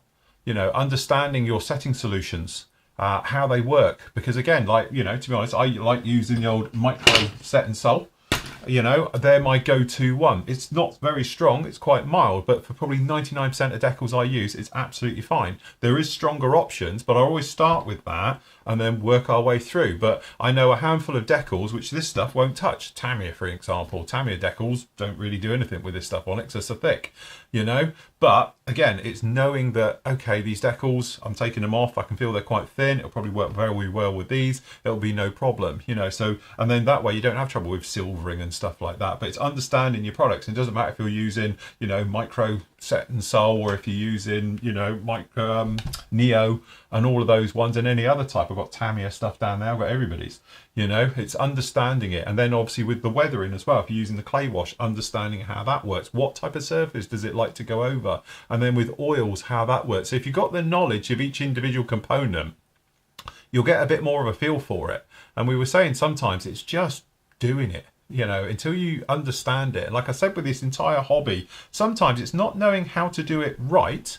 It's how to know when you're doing it wrong and why it's wrong. And I think that's the thing. Knowledge is power. So if you can actually be in a situation where, you're painting your model, you've got a rough texture. Why have you got a rough texture? Because a lot of us in the early days have got a clue why it's gone wrong. But once you know why it's gone wrong, you can then think about it and think, right, okay, I've got wing root and stuff like that. I need to obviously make it a little bit wetter. We need to turn down the air pressure. We need to move a little bit closer. So we're not getting this vortex ring, and we're not going like I used to spray 20 years ago at about 1 million PSI. Going through, and you can turn your air pressure right down to 7 psi just to do those wing roots and get them in and build it up nice and slow to get a really nice smooth finish to your paintwork and stuff like that. But if it does go wrong, how are you going to fix it? Well, just sand it back like John was saying. I think it's one of those things, and then you can just go on with the next coat and move through. But again, it's literally knowledge, and knowledge comes with doing it at the end of the day, and doing it, and when it goes wrong, knowing why it's gone wrong, and then hopefully you can learn from it. And I think the key as well is to realise that chucking every modelling technique at the model you're building is not going to produce a competition-winning model. That's where you're more likely to go wrong. It's because you're trying to chuck every technique you've seen on the internet at the kit you're building. Yes. Yeah, definitely. Cool. Right. Okay. Malcolm says, I'd really like to see Matt do his Flory wash rending technique, please. Saying please now, Matt. At some point, you've put please on the end of it now. Pretty pleased with sugar. Pretty pleased with what bells I'll do on. Because obviously we've got the clinic running and we've got Peramjit's after him. When we're back on Thursday evening, I will carry on with the Land Rover, which is here, which I said I was going to use it on. So if you tune in Thursday, I will set it all up and we'll do it then. And obviously, I've got a companion now who's fast asleep on my lap, so it's going to make it a little bit difficult. She's a bit stressed because she's been left on her own. Yes, fair enough. So, but I will do it. Cool. Like I say, I mean, even if you go back and watch some of our live shows on a Tuesday, Tuesday live shows, yeah, you were doing it on the Land Rover. To be honest, but I will do it again. Like I say, I'll do it on Thursday when we're back to normal, as in building and chatting and stuff. So don't forget, we're on Thursday evenings now, not Thursday afternoons. Yeah, Thursday evenings from now on. And there's no show on Tuesday afternoon this week because one, I've got too much to do and I've got a dentist appointment. So no show on Tuesday because, as I say, we're going to be doing orders as well and trying to catch up from the weekend. Yeah. Okay, Dirk says, morning. Paint thinning question. Never quite got the hang with Hataka Red. What is the best way to use those? Ratio ? And for that matter, what would be the best way to thin the orange lacquers? Does leveling thinner work, and also what ratio? I can't speak for reds because I've never used them. Reds are quite thin anyway, but I've been tweaking stuff and adding a drop of either the AK 3rd gen thinner or a bit of X28 seems to work really nice with, but it's quite thin, so you don't need like 10-15% thinner, I think. Yeah. It's one of them where you can probably over thin it with, and then you're going to struggle to cover and it can separate a bit. I've got the blue line here, so I don't think I've got any red line here. I think it's all at work. I'm not sure. Tell a lie, actually. I've got some up there. But yeah, I've been tending to use, to be honest, the Gen 3 thinners because I just find it just great for anything at the minute for acrylic wise. Anything for acrylic, yeah, I think it's just mega for it. It's working so well. Really good. Yeah. Other thing is as well, get yourself a nail shaker or something. Don't just do that. It proper needs, like any of these ones in the dropper bottle, really good agitation and mixing. I think again that it separates, so you can come across with that as well if it's not mixed properly. Yes. And last thing, have you seen what David Anderson's come up with in our chat? Yeah, hold on. Last thing, don't mix it in your airbrush. Sorry, I always have to say it, but just don't. Why? What's he put? Well, he's come up with something called the Flory Advanced Rendering Technique, also known as fart. I was going to say arse. No, it's fart. We can have fart t-shirts available. You're going to have to call it that. Yeah, I think we are. The fart technique, definitely. Fart technique, yeah. As for the orange line, I can do that one because I use it all the time. Leveling thinners works well. Rapid drying thinners works well. But again, those paints are very thick. I thin those usually around about 70% thinners. They have got beautiful coverage. They work really, really well. But like Matt said, make sure you shake the hell of them. They've all got an agitator in them, but it does nothing because it's a round ball just pummeling. So what you need to do is actually get it properly mixed together, because those paints in dropper bottles, it's why I don't like them. They are literally, you've got sediment at the bottom. Unless you're shaking that thing by hand and that ball for a good 20 minutes, if you can, get yourself a machine to do it. They're cheap enough to get them little nail shapers. Oh yeah, just get a cheapy one off of Amazon or off of eBay. Yeah, that's it. And they're definitely worth getting, to be honest, if you like, especially more of acrylic user with the dropper bottles. It really does just couple of minutes on that and it's properly mixed up, should I say. So yes. Yeah, so, but again, the Hataka stuff, you will notice, very similar to real colours. They got really, really good coverage and you can thin them a lot more than you think. So if your airbrush, you do that thing with the sound of the airbrush. When you do it, if it sounds like it's struggling, so as soon as you go to add paint, you can hear the pressure drop, it's struggling. So thin it more. And you'll be amazed because, sometimes if I'm doing delicate small work as well, I'm thinning that probably 80+% thinners into it. Still covers great. Really, really good stuff. Just the thing as well, while we're on about paint and thinning paint and things like that. Obviously, we get a lot of questions about, thinning ratios and them sort of, I'd say them sort of questions. But also, you hear a lot about paint being bad-mouthed, don't you, on the internet for some... Mainly user error, isn't it? Let's be honest. Yeah. Yeah. And then their tools. Well, it is, and it's easy to blame the tool rather than you're doing it wrong. Yeah. Basically. Again, just do a bit of research. If you're going to use Tamiya paints or Life Colour or Taka or whoever make it is, the AK stuff, whoever, then do a bit of research of actually how to use that paint properly. Don't fall into my film trap. Yeah. Sometimes you don't know better. It's that thing. I think, I know how I'm doing with this. I'm just going to go for it. It turns out that it's an alchemy lesson in how to paint, which I still stand by. The reason that's crap, that particular paint, I'm not going to say which one it is, but because I need a degree in physics to be able to spray it, to me that's well too complicated, and I'll just go and grab a bottle of real colours and do it that way. Just say that was us being cocky because we thought we knew what we were doing. No, but my point to it is, if you need to do alchemy and get your bloody ratios to that precise level to be able to spray it, I just can't recommend it. It's just too much hassle. We're not. Yeah, but we're not on about that. We're not on about that. What we're on about. We're just on about we didn't do our research to use it properly, so that wasn't fair. Yeah. Yeah, it's not about the paint make or if we like it or dislike it. What I'm saying is if you're going to try a paint, make sure you do your research on how to use it. You know what I mean? Yes. I still think there should be a lot more information about paint than there actually is from manufacturers out there. I think probably only a couple who really do it are AK and MIG. A lot of the others, even Tamiya. What would it take for them to do a little video on how to use their paint properly from them? Yeah. They've developed it, or Guns, or Life Colour, or even Attacker. They're kind of relying on people like us to show it. Well, it's not our responsibility because it's not our product. I know we sell it, but surely the manufacturer, when I used to have my car paints, we used to get sheets of information of like, well, this is your mixing ratio, this should be at this temperature and all that stuff. You don't get any of that with modelling paint. No. I think it's a bit of a laziness, actually, I think, from the manufacturer. Because then they're opening themselves up to be criticised. I agree, and I often have said one of my biggest bugbears with all manufacturers now, and pretty much I can't think of an exception, but most of them almost depend on you have to watch a video on YouTube to be able to use it, and it's usually a 30-second. Oh, this is how it is, and isn't it perfect? Go and buy it. Yeah. There's no technical information into any of their products they're selling. And to me that's always a bugbear. And as we know, a lot of people don't use social media. So how are they supposed to be able to use it? But again, though, they don't.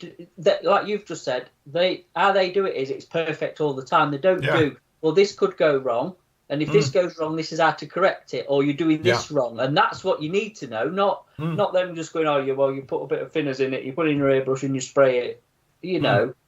I agree with you totally. I think the manufacturers and stuff need to do a lot more of.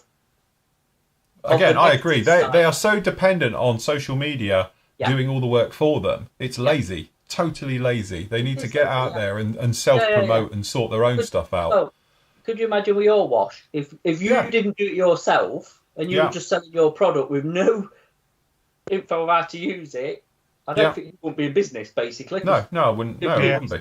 You'd be completely hammered. Yeah. Especially nowadays with how the social media and all that is. And the internet definitely. And stuff. There you go. There's another rant. There's another rant for Sunday morning. Okay. Right, just a quick one here. This is Gordon because it's in the middle of the questions. If I don't do it now, I'll forget about it. He's working on the Revell 144 shuttle. Very nice. Decals going on. Oh, that's cool. Nice. I like that. Very nice. Good. Yeah. It is nice, isn't it? Good job. Right. Okay. Next question. Remember, guys in chat, in both chats, don't ask questions. I've seen some questions going up. We'll do them after we've done these. All right. So, but we will be there. Okay.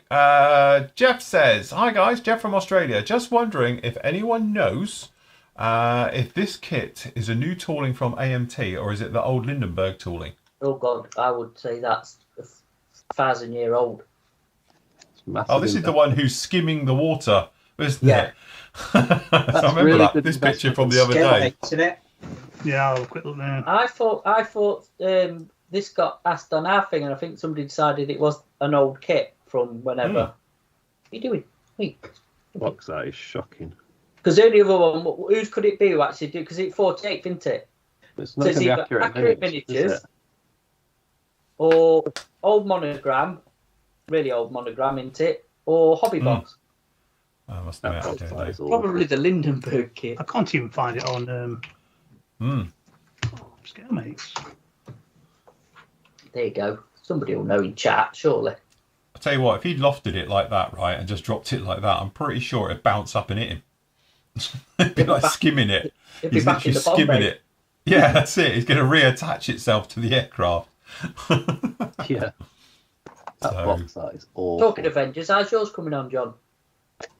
Well, it's not at the moment because obviously I've got the Stuka on the bench, but it's there. Is it back on when the Stuka's done, or Yeah, is it doing your A20? Get it finished. So pretty much only needs the wings putting on, and then it's ready for paint. Right, apparently it's I don't know who it's by, but it's 50 years old. And somebody said that opened the box last night, but actually started looking it over this morning. Very little to the cockpit. Hard end detail. Probably the Lindbergh lots of flash. Disappointing. It was moulded in dark blue, but that's just me. Yeah, it sounds like a Lindbergh kit, doesn't it? One for the hills. Bye-bye. Okay, so next up we've got Chris. He says he's been having the same problem recently with a couple of airbrushes, the HS Infinity CR Plus and the Procon PS270. The trigger is getting sticky. After I press down, it takes ages to come back up. Okay, I can tell you this one, and I'll show you because it's a very common fault with it. If I can find an airbrush. Get some lube on it. It's not even that. Well, it is. It's not. It sort of is. Right. Okay. So super lube it. Right. Okay. So what you want is a nice little snappy trigger. You know, you want it to snappy in both directions. In fact, if we undid that, it might work a bit better. There we go. All right. So it's nice and snappy, no problem at all. What can happen with these airbrushes is that this isn't going to be a perfect one to show, although it might be. Is that? Let me get the other one. This one will be easier to show. You wait, this trigger will be locked. Oh no, this one's all right. Okay, so what you've got, same thing again, right? So what in here, and this is where I've got to try and dismantle all of this to try and show you, and I can be sod's law, it's going to come out. In here, it has come out. You have this little nipple. We're on form today. When it comes to airbrushes, is there no way of not actually making this into innuendos? No. All right. So you've got your nipple on here, and down in here we've got, and it's a Gore-Tex. I know I was calling it Teflon for years, but apparently they're Gore-Tex rings. All right. Down in here. What can happen is, as you notice at the top here, you might notice there's the pin head from the trigger pushing up and down. So but you might notice the top of it is a completely flat surface. This bit here actually squashes down on top of this little ring here. The O-rings are worse for it when it used to be the old rubber ones, and it is slightly squashing it. So this needle in here gets actually wedged between the O-ring. So when it's running on, it's normally, if you just slightly slacken off, and you don't need to do lots of it, but if you over tighten, in other words, this, you're squashing that O-ring and it's gripping. Look, here we go. The sphincter is gripping onto that pin that's coming up, and it's holding it in position. So when the needle, you're watching this everyone, comes off, it's still holding it in the down position, and then slowly it's on the spring, it pushes up. See, look, this is so pervy. This is like the 9 o'clock show. But if you over tighten this, I don't know if I'll be able to do it because this one's running really nicely at the moment. No, it's not going to do it. But if you over tighten it, it squashes that one. So what we're saying, how do you fix it? Slightly slacken off this and just see what happens. Not enough that you'll get an air leak, but if you slightly slacken this off, what can happen is that this will actually give it enough room to move. If it won't, then obviously what you need to do, and I've done it up too tight, I can't get it off. No, it's not going to come off now. But what you need to do is just lube that needle top just a little bit. Can't get it off now. It's slipping. So, hold on. That's it. So what you want to do is just come along. And to be honest, this, don't forget, this bit at the top here doesn't have air coming out of it. That comes out the slot on the side. That's where your air is actually coming from. So what we can do is, hold on, let me pop this back on here. You can, at the bottom, you've got a thread on the HS brushes. Most of them have this as well. You can tighten this up a little bit to make the trigger a little bit more tense. If you slacken that off down in there with just a slot-headed screwdriver, you'll notice it'll be really sloppy. So what you can actually do is just tighten that one up a bit. That might do the trick as well. But normally, if you just get a little bit of lube, and it doesn't matter if you use WD-40 because it won't affect it, as long as it's in the top bit up here, you'll be fine, because the air is literally just coming out of that small little hole in here. But if you just literally come along and put a tiny, tiny little bit of lube on here, and if you have got some super lube, which I should have some here somewhere. Where's my super lube gone? Here it is.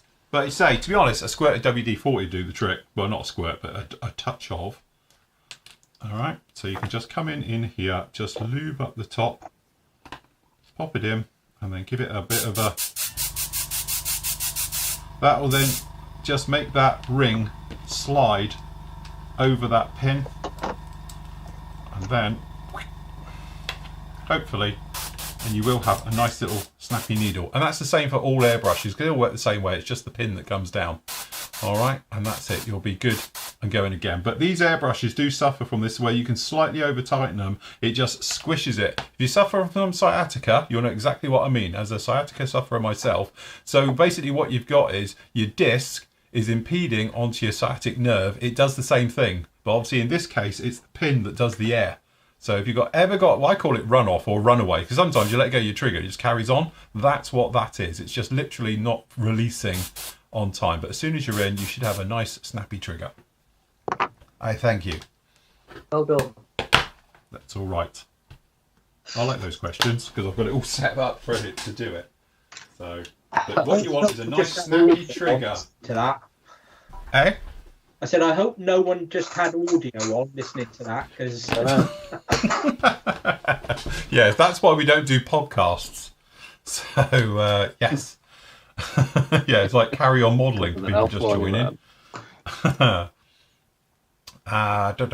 So yeah, and then obviously Chris is on about having to strip it. No, just take that bit off the bottom and that's it. But if you tighten up that bottom screw, you'll notice the trigger is a little bit more snappy. And that's what I've done to all of mine. It's not 90 all the way up. It's probably around about 70% screwed in, because I like a nice firm trigger. So when I push down, it pushes back at me. If you slacken it right off, you'll notice the trigger is really relaxed and lazy. But again, that's part of your own airbrush, you know, how you like it to be. I like a snappy trigger, because literally I'm like all or nothing. I don't tend to do anything in between.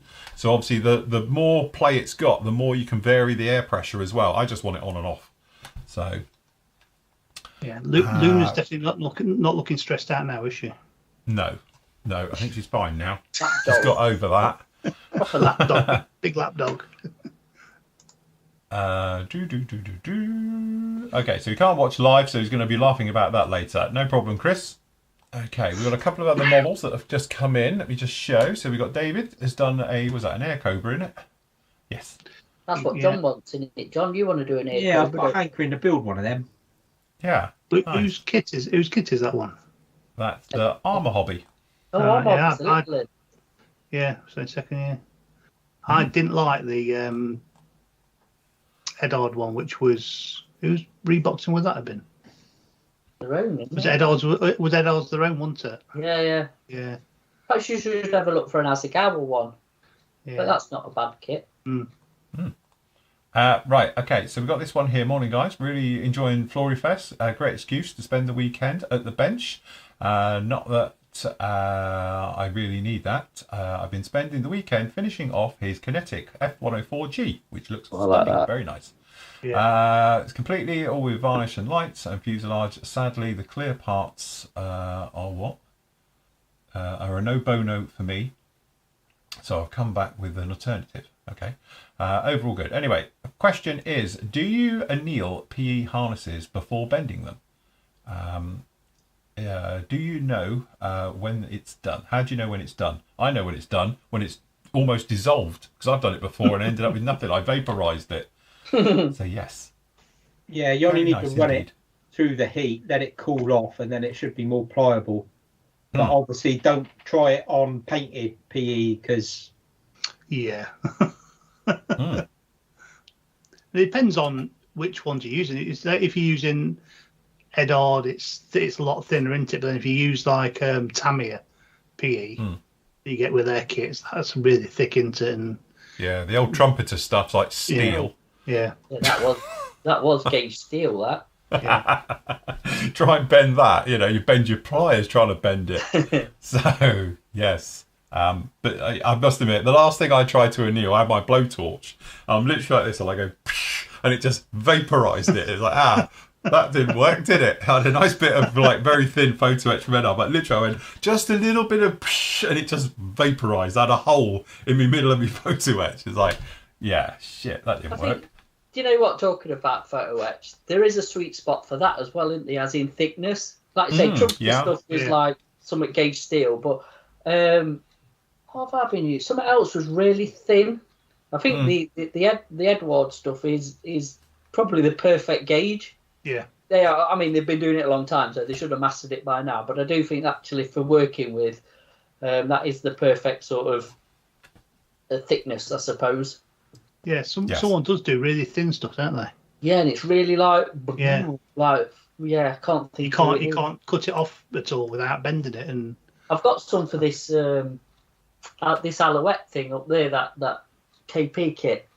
And I've got a feeling it's something like NH Detail or somebody else. Brain Gun. Might be Brain Gun. And I think that's really quite thin and quite flexible. So you don't need a lot of heat to get it to work. But yeah, I've quite got into annealing for just working with photo etch, to be honest. Even if it's a bit of heat, like John says, just to help you to. So what we're saying is you're probably better off with a candle or a lighter rather than a blowtorch. Yeah. I use a lighter, not a blowtorch. I think that's a bit overkill. When you're there with the oxyacetylene plant, I think that's a bit. I got my welder's helmet on and like, right, okay, you bastard. And literally blew a hole through the sheet. I'm looking at the sheet with a hole in it. Molten edges all round the edge. It's like, that didn't work. So anyway, Jost says, Matt, what breed is your dog? It's adorable. Cockapoo. It's a cockapoo. Which is a ginger. Yeah, it's a lap dog. Yes. More cocker than poo. Yes. It's not a lot of poodle in that. I can vouch for that. The thing's mental. Yeah. Right. Mary says, hi, Flory Models. Hello to you. Anyway, I've because this afternoon I've bought some stuff back from work. Right.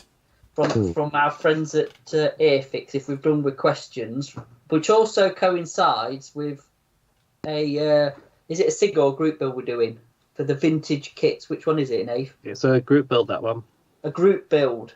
So I thought I'd bring home some vintage classics to, You're going to build all of them? Well, to be honest, we'll be talking about them this afternoon, I think, as well. Yeah, well, that's why I bought them to show. This one here, look. Yes. I was actually going to build that for this weekend, but obviously we've been doing other stuff. Just one more, Phil. Matt would be perfect. Yeah. Yeah, a bit higher, please. Is that better? No, upside down. Oh, sorry. Beaver. Oh, everyone likes a beaver. Nice beaver, there you go. Nice beaver. I can nod off now. Wake me up in half an hour. Yeah, between both of them. Yeah, that's it. Every innuendo ticked in one show. There you go. You can have a basset as well, look. Beaver and a basset. Cool.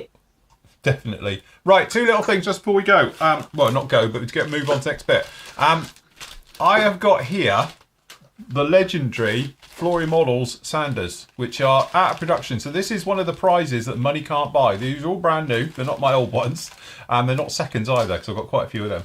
But if you would like your chance to win this set of sanders, all right, I'll be picking out, well, 2 sets of these I'll make up. So all you got to do is obviously comment, like, and subscribe. Or comment in either of the chat areas. So obviously members, just comment in R1. And you're not allowed to just say hi. All right. But anyway, if you've commented or whatever in any of the live chats, obviously on YouTube or on obviously the Flory Models channel as well, inside our own chat room, then obviously you get the chance to win this amazing money can't buy prize, because I can't even close it. It's so full it doesn't close, of sanders. All right. And these are all brand new ones. So yes, all those sanders you've always wanted, or perhaps never even knew we did, because we don't anymore.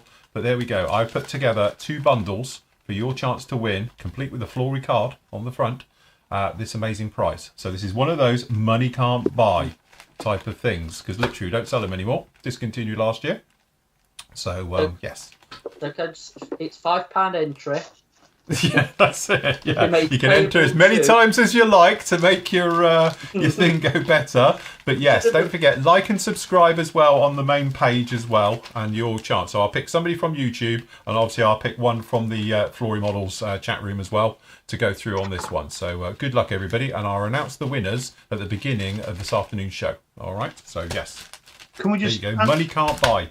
Can we answer a couple of quick questions out of YouTube chat? No. Yes. Davos has said he's got an old Airfix Trop Spitfire, I presume. Spitfire, okay, I don't know. Spitfire, sorry. Trying to match the Humble paints, don't carry the range anymore. He wants to know what's a good alternative colour option.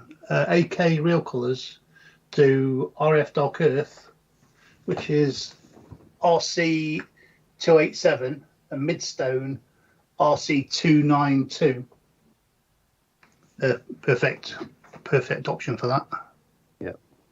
And also, Daz C says, aside from Finger Benga, what would you be your go-to airbrush?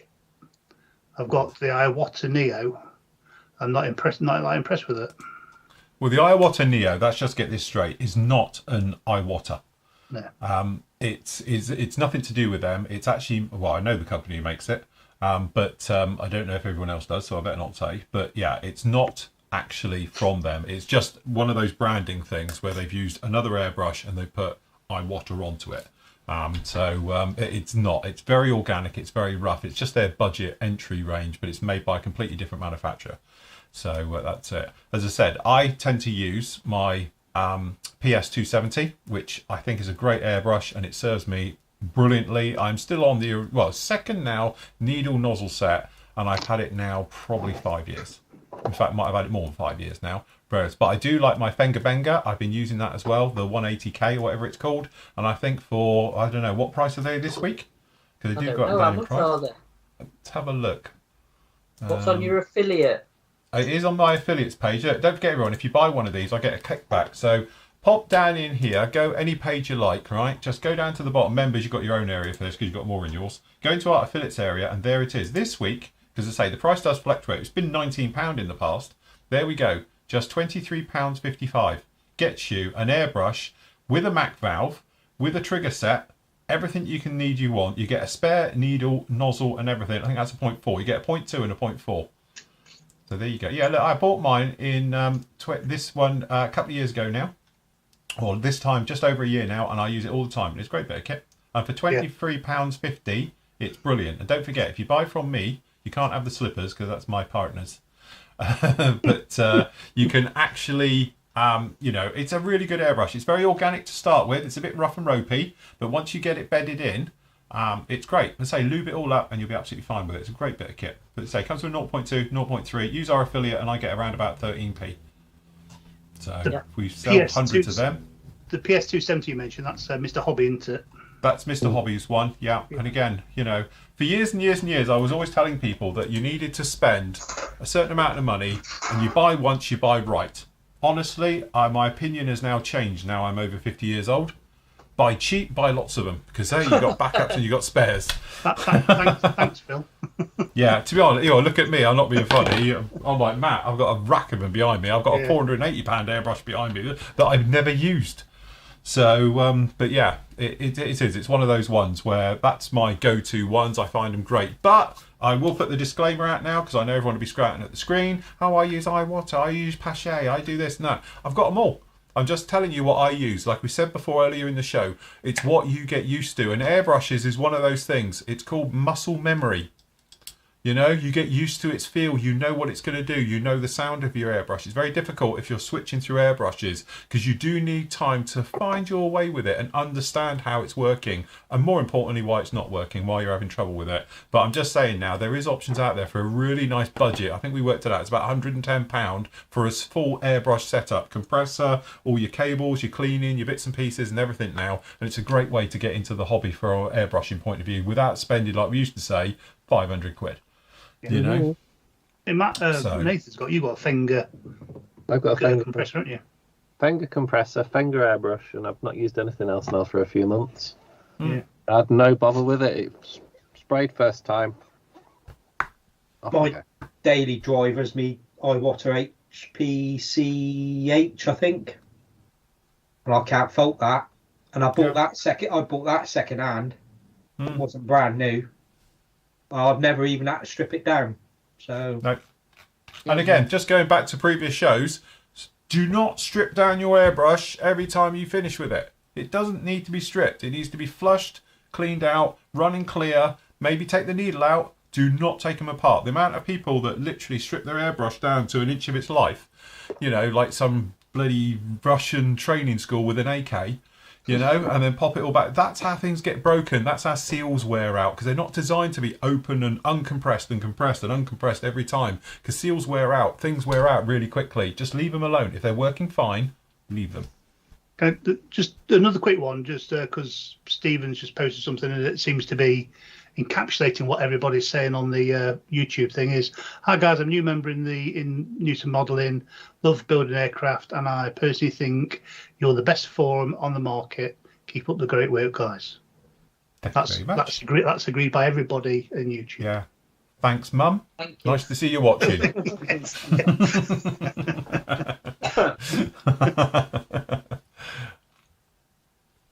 So, yes. Right. Okay, so we will open it now. Has anybody got any questions? Shout out your questions now. If you posted up before and you didn't get a reply, just shout now and we'll keep an eye on it and we can ask any more. We've got around about 20 minutes to run. So if you've got any questions, anything to do, modelling related, we can do it. What about studio tour?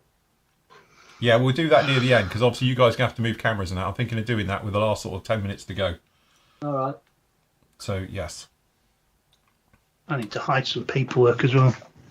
That's probably a good idea. Yeah, quick move everyone's names and things. Okay, general question. Is it easy to get spares replacement parts directly from manufacturers? What are your experiences? If you're talking airbrushes and things like that, it's pretty easy. There's dedicated companies out there who do it, like the Airbrush company and people like that will do all your spares and all your bits and pieces. So usually pretty good. The Fenger stuff, you can get replacement needle nozzles. It's all on Amazon. So generally not a problem. If you're on about manufacturers, they're very hit and miss. If you're on about kit manufacturers for spare parts, if we've discovered on one manufacturer that we've been waiting now 3 years for some parts we still ain't got. Yeah. But others are really, really good. And I'm going to give a shout out to the good ones, which is Airfix and Revell. They're really, really good. People have shelves of doom. We've got a shelf of waiting for parts. Yeah, exactly. Can't we? I'm not being funny. We're waiting on parts such as an entire fuselage for a kit. It's like literally, how hard can it be? Well, I tell you what, that said person or company might be at Telford, and they're going to get a proper gobful off me. Yeah, because we've got lots of problems with their stuff. Yeah, I know. They promised me directly, and I'm not being funny. I've spoken to him directly about this. Yeah. And we still only got it, so I know. Should be fun. Okay, what's that? Nigel says, Phil, what acrylic paint will you use for the Airfix Ace of Club Seeking? I will probably use probably real colour. That's it, because obviously it's going to be medium sea grey, I think, normal sort of navy colour for that one, and then obviously for the nosy orangey stuff. May have to do a little bit of mixing with that, but obviously it's just orange. So that would be a good one to do the hand painting challenge with Humbrol acrylics. No, it won't, John. Shush. Let's have a little vote. I am not hand painting Humbrol acrylics ever in my life.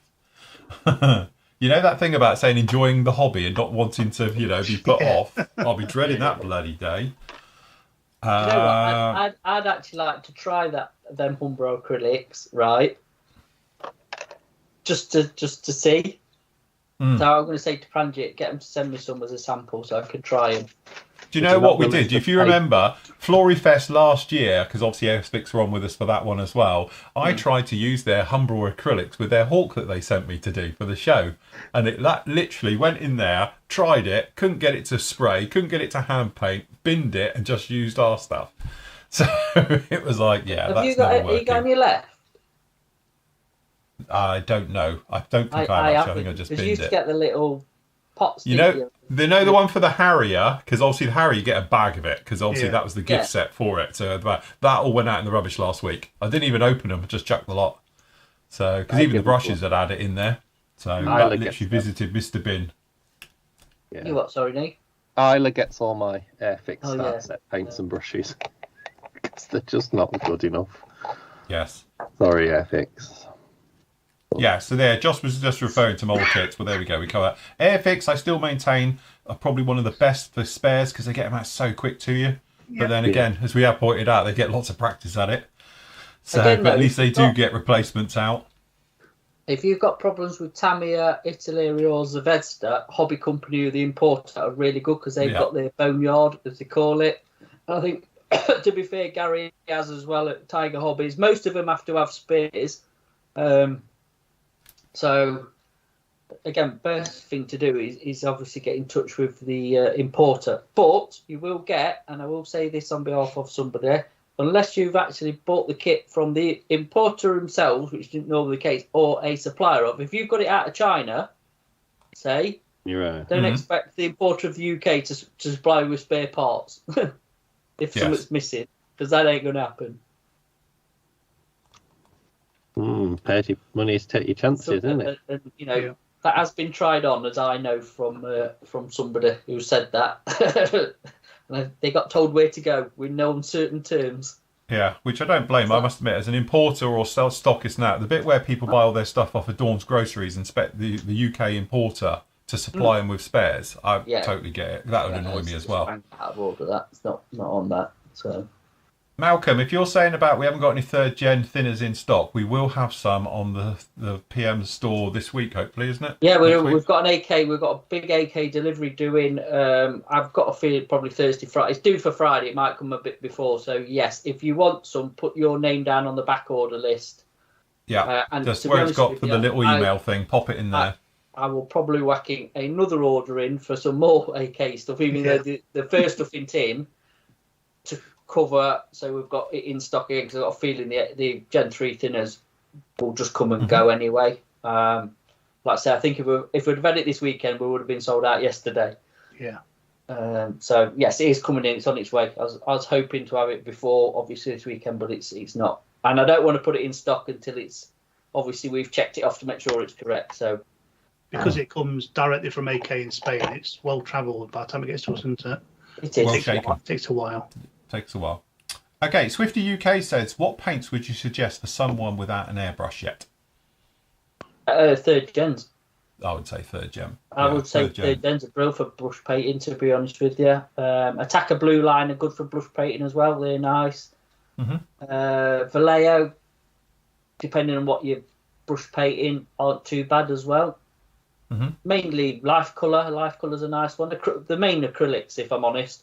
I won't go for Tamiya XF because they just don't brush paint full stop very well. The trouble with your alcohol-based ones is they get a skin on them because they dry really quickly. Right, really. Even with a retarder, they're a bit... Even with retarders and stuff. Yeah, it is doable, but it's hard work. I think the only one that you can't really do is lacquers because they just eat themselves and strip off what you've put on. So, but yeah, acrylic-wise, Gen 3s, they cover all bases and they are, like I say, they're really, really nice to work with. So, yeah. Definitely. But remember, thin them. Slightly thin them. You'll get a lot more out of them. They really do like it. They'll go. One big thick coat. Yeah, don't be chucking it down, thick and just one and done. Do a couple of thin coats. Let them dry and go again, and you'll end up with really, really nice. The great thing about the new breed of like third gens is that they've got great coverage, and that's why you can thin them a little bit. It will give you a nicer effect with them. That's the thing. When Vallejo first came out, the Vallejo model colour, because I bought a lot of it. And I had no idea how to use it at all, as in properly thinning it and using a proper acrylics. And I used to put it on really thick, and it's like, this is rubbish. What's all this? Do you know what I mean? Because everyone's raving about it. But that was my earlier sort of comment of like, you didn't get anything to tell you how to use it. Yeah. You know what I mean? So, like, you're just supposed to figure it out for yourself. Yeah. Anyway.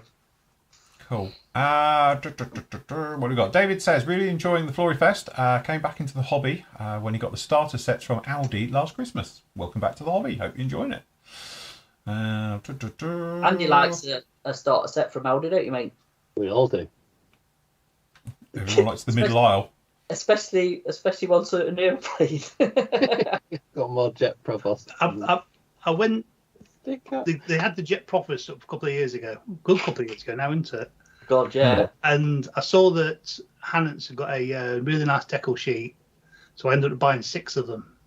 On the idea of building the ones on the deco sheet.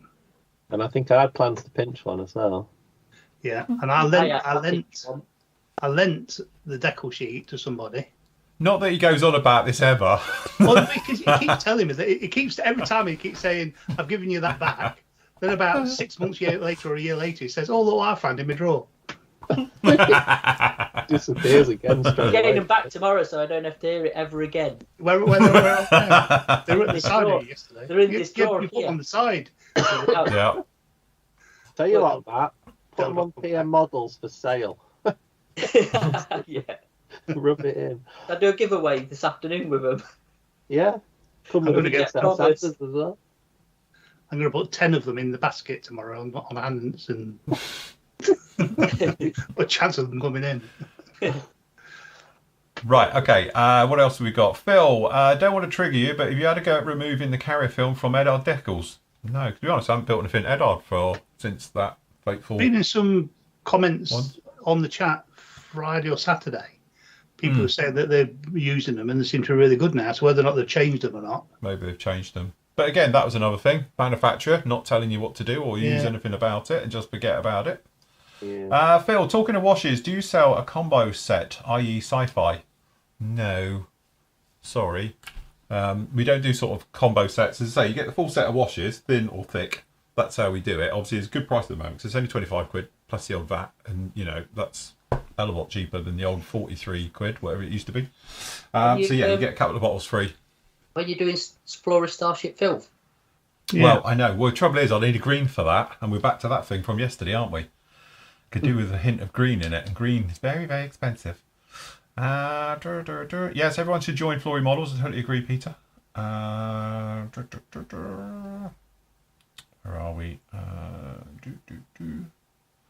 What's the model name for the Fenger compressor, please? Nathan? I've got Nathan's got one. Okay. Short story, I've got the one without the tank because I find the garage is quite a lot of moisture. So it's got a moisture trap on it. So the one without the tank, which just runs continuously, is the FD18A. I've had this for about a year now. It's not that loud. And it cuts out, and obviously when you spray it cuts back in. But you can get it with a tank as well. But this came from a certain online retailer, same name as a jungle in Brazil. But get the affiliate link. Yeah, I haven't got an affiliate for that. I should do an affiliate for that one. You know what it does? It puts out air reliably. So what more do you need? To be honest with you, back in the day, there was always that thing that was said, and I used to say about it as well. That flies back in here. Will you sod off? That basically they used to have the diaphragm and used to get the put put put effect. So you get micro pulses, but modern ones nowadays you don't get that. It's all been ironed out now. I've got like a 1.5 meter badger hose. Yeah. And I don't smooths get it out. I don't get any pulse in when I'm spraying because obviously when I put the airbrush on, it stops that. I don't get the motor put effect. No. There was a thing but the old ones, it used to be the thing, wasn't it? A curled line, didn't you, to take away that pulsing out of it. But modern ones these days, they're a lot more finer and refined, and you don't really get it anymore. So you don't technically need a tank. And like Nathan said, if you're in an environment with a lot of moisture, and again, possibility of it freezing, because let's face it, if Nathan's not in there, no heating on in the winter, you don't want water in your tank anyway, because it's going to expand and, well, it could cause problems all over the place.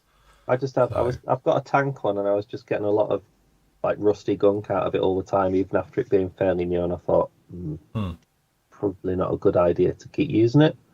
Mm-hmm. But the finger's been fine. Again, straight out the box, press the button, off it went. No setup. The FD186 is the one with the tank. I don't think it cost a lot of money, you know. I think it came with 2 free airbrushes as well back when I bought it. But I reckon I'm going to call it, I bet the Finger factory is the same factory that a lot of them come out of, that other companies sell with a brand on it. What, that maybe come out of Taiwan? With everything else that comes out? They're not being funny. I know of 4 companies who rebrand that company's stuff. Reputable AAA companies, and they all come out of the same factory. Yeah. So this is like cornflakes. Like cornflakes. And bran flakes, they all come out. Hey, not my Waitrose one. I'll tell you, they weren't like Tesco's own. I bet they are. No, there's no dust in them. When I pour them out, there's no little bits. These are proper solid flakes. It's just because yours got a Waitrose box around it, you thinking it's a better product. I bet if you did a blindfold taste test, you wouldn't know the difference. I tell you what, you can with these, and that's what I said, because when you pour them in the bowl, you don't get the dust and crap that comes with it. You know, sweepings off the factory floor. It's like each one's perfectly hand-formed by people. And placed in the bag gently. By minions, is it? By little minions who hand do them. Darth Muzzle says his first compressor was a 60-litre beast, didn't half annoy the neighbours. So Matt's compressor was about a 500-litre with a V8 attached to it. 200-litre tank. 200 litres. Yeah, 200-litre tank on that, yeah. Sounded like it got a V8 attached to it. It was in a massive big cage to hold it just in case it explodes. Bolt it to the floor because it used to just vibrate and walk off. This one's not too noisy. If I've got the extractor on, the extractor's louder than that. So the noise is not really something that bothers me.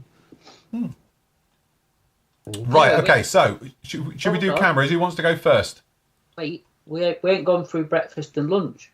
Oh, yeah, but we do cameras first, then we do breakfast and lunch. John can go first. Right, John, you're up first.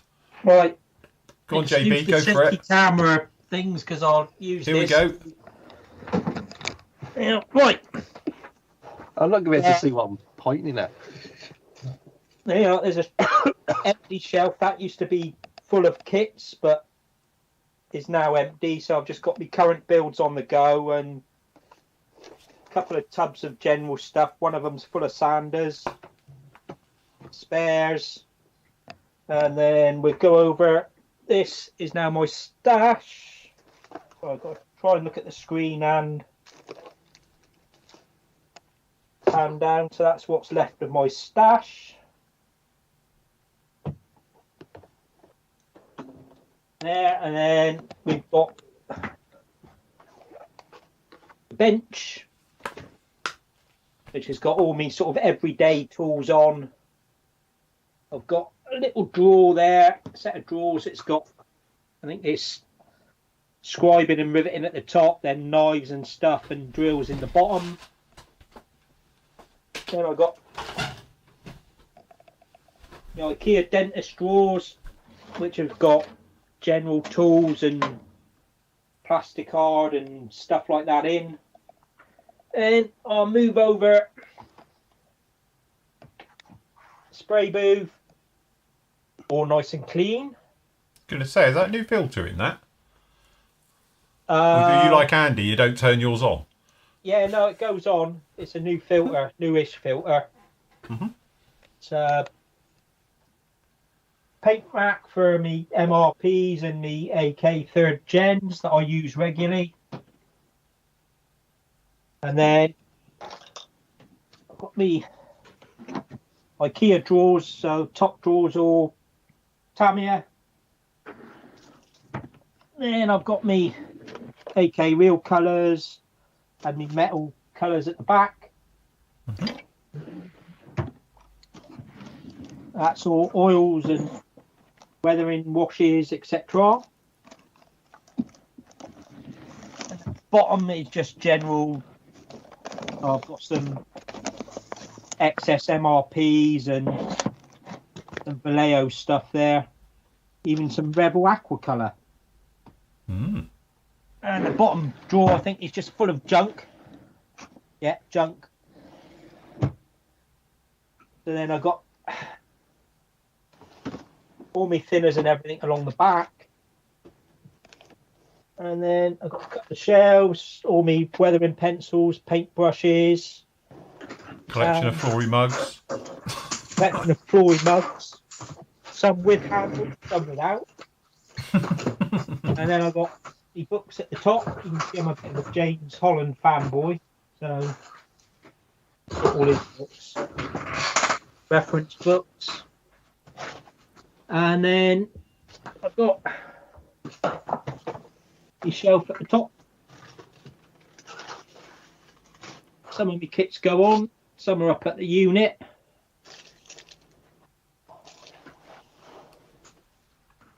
Nice. And that is basically it. That's like a 12-foot by 6-foot ordinary garden shed. Cool. Very good. Thank you very much. Right, who wants to go next? Right. Oh, learning it. Nathan, you're up. Right. To be honest, no one cares about anybody else's. Everyone just wants to see Nathan's. This is really tricky because I can't see what I'm trying to get a sense of what I'm pointing at. No, we'll be able to see it, don't we? Just keep pointing. Okay, so in here is part of the. You might recognise that 262 in there, Phil. You can see it. Bless it. I'm amazed it's still in one bit. So that's the modelling. That over there is the stuff that sort of rapid deployment to model shows. I can open this. Books and stuff. So this covered is. These are the sort of ones that never go to model shows because they're not German. Books, just general stuff in there. I can't get in that, it's full of books. But paint-wise, this is how I organise my paints. Shove them in the drawer. Where's the... It's on sort of paints and crap. It's neat, isn't it? Yeah, I love your ordering and sorting. So, more paints, more paints, more paints, and that wooden thing there's full of paints. So it takes me a while to find the paint, so what I tend to do is get them out before I start something. This is my decal stash in there. Yeah, move the camera around a bit, mate. What am I looking at? So we're sort of looking somewhere else. There we go. So this bit here is decals. Yeah. Tools wise, you can see them, they're all just behind me, just on this thing that's mounted to the wall. You want to see the stash, really, don't you? I don't know how far. Yeah, we do. Yeah, forget all of that. Spin it round to the stash. So, where are we? German stuff at the top. Sort of. I don't know how far this wire will stretch. More German stuff. And then I can't get round this corner. God, that looks like matey that sells stuff at. Down there is a small stash. So you can see that is. I can't get the angle. The wire's not long enough, but that's about half the staff. And then there's another wall that's high up in the corner. Roughly organised by sort of country. So I've got obviously a tornado stash and I need to do a proper. I forgot about this. I should have got my laptop so I could move around the back, but it's a bit cramped in here. It's fine. No problem. Good job. Thank you, mate. Right, Andy, you're up. I'm up. I've set up another camera, so I'm not quite sure which one it is. Is it this one? So we can see an overview. So that's the overview of my room. So basically got my spray booth, paint racks, desk, and underneath there is a stash. Let me switch back to my normal cam and you can see it better, I think. Good job you decided to put trousers on today, Andy. Yeah, I'm glad he did do that. For the first time ever. Oh, hang on, camera one sec. So, and how much room I've got on this? So I've got basically a couple of. Oh, I wonder what that was then. A couple of big monitors that I run everything off, and then my spray booth. Yeah, nice clean filter. I've just changed it literally. So then all my paints. So I'm just basically putting on the paints that I use most of the time. So there's Tamiya, AK, Real Colours, AK, Extreme Metals, and then I like Mr. Colour paints. There's a few aqueous, not many, and then so like MRPs that I don't use as much now, but I want to sort of like, they're too good to put away and not use.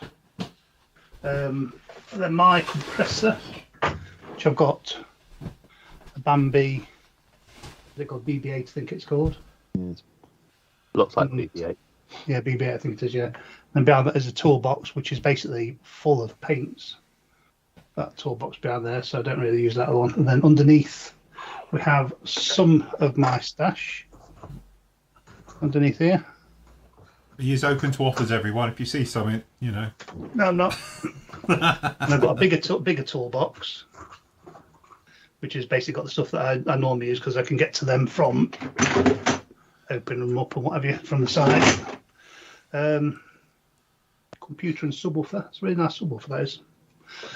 And then my light, which I bought a big bracket for, which I didn't realise it was such a big bracket when I bought it. So that's my main light in the room for you doing the shows. All the other lights, every light in the room is basically daylight bulbs in them.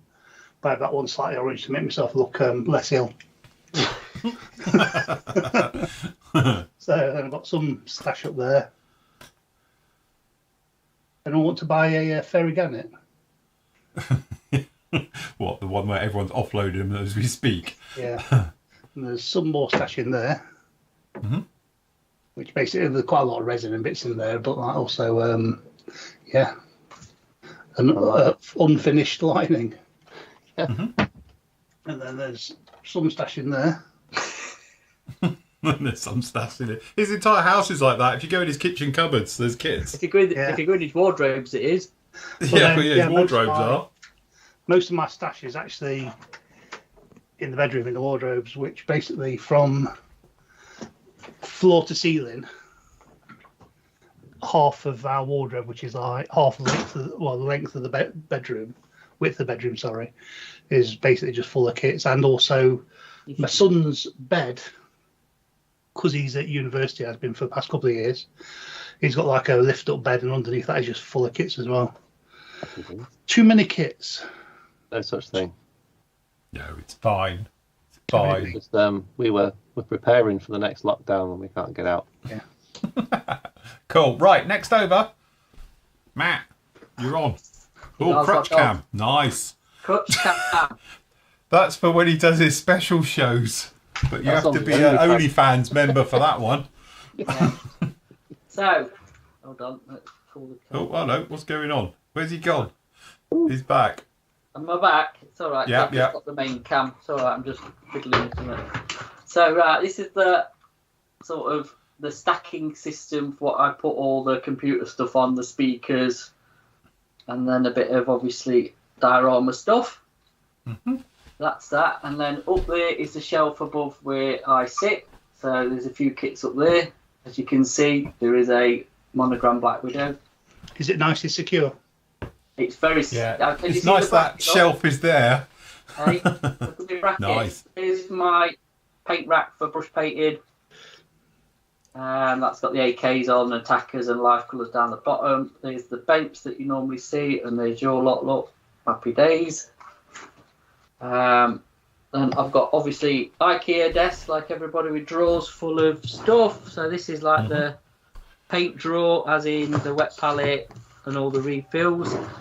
Scrapman's just arrived. This is like the Flory wash and all,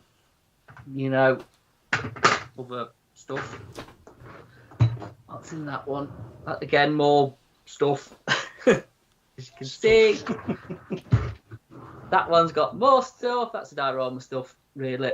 Sort of the get out, dog.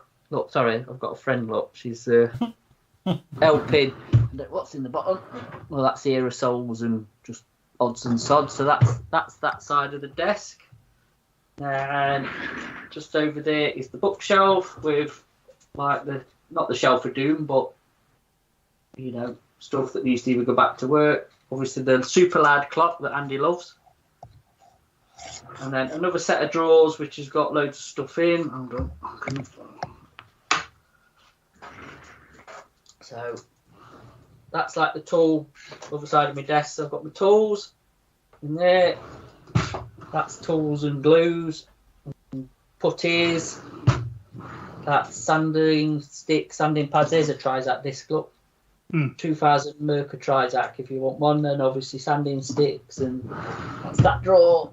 Bottom drawer is more paint, which is the sets. They're all figure painting sets, most of them. And a few others. And I don't even know what's in the bottom. Oh, that's just the odds and sods drawer again. Dog's decided to go nick something. So that's that one. That's got all resin and bits and bobs in on this side. I think that one's figures in there. Like grass tubing and bits of soil and sand and rubbish in that one. All the foliage stuff in that one. There's the decals. There's Andy's decals.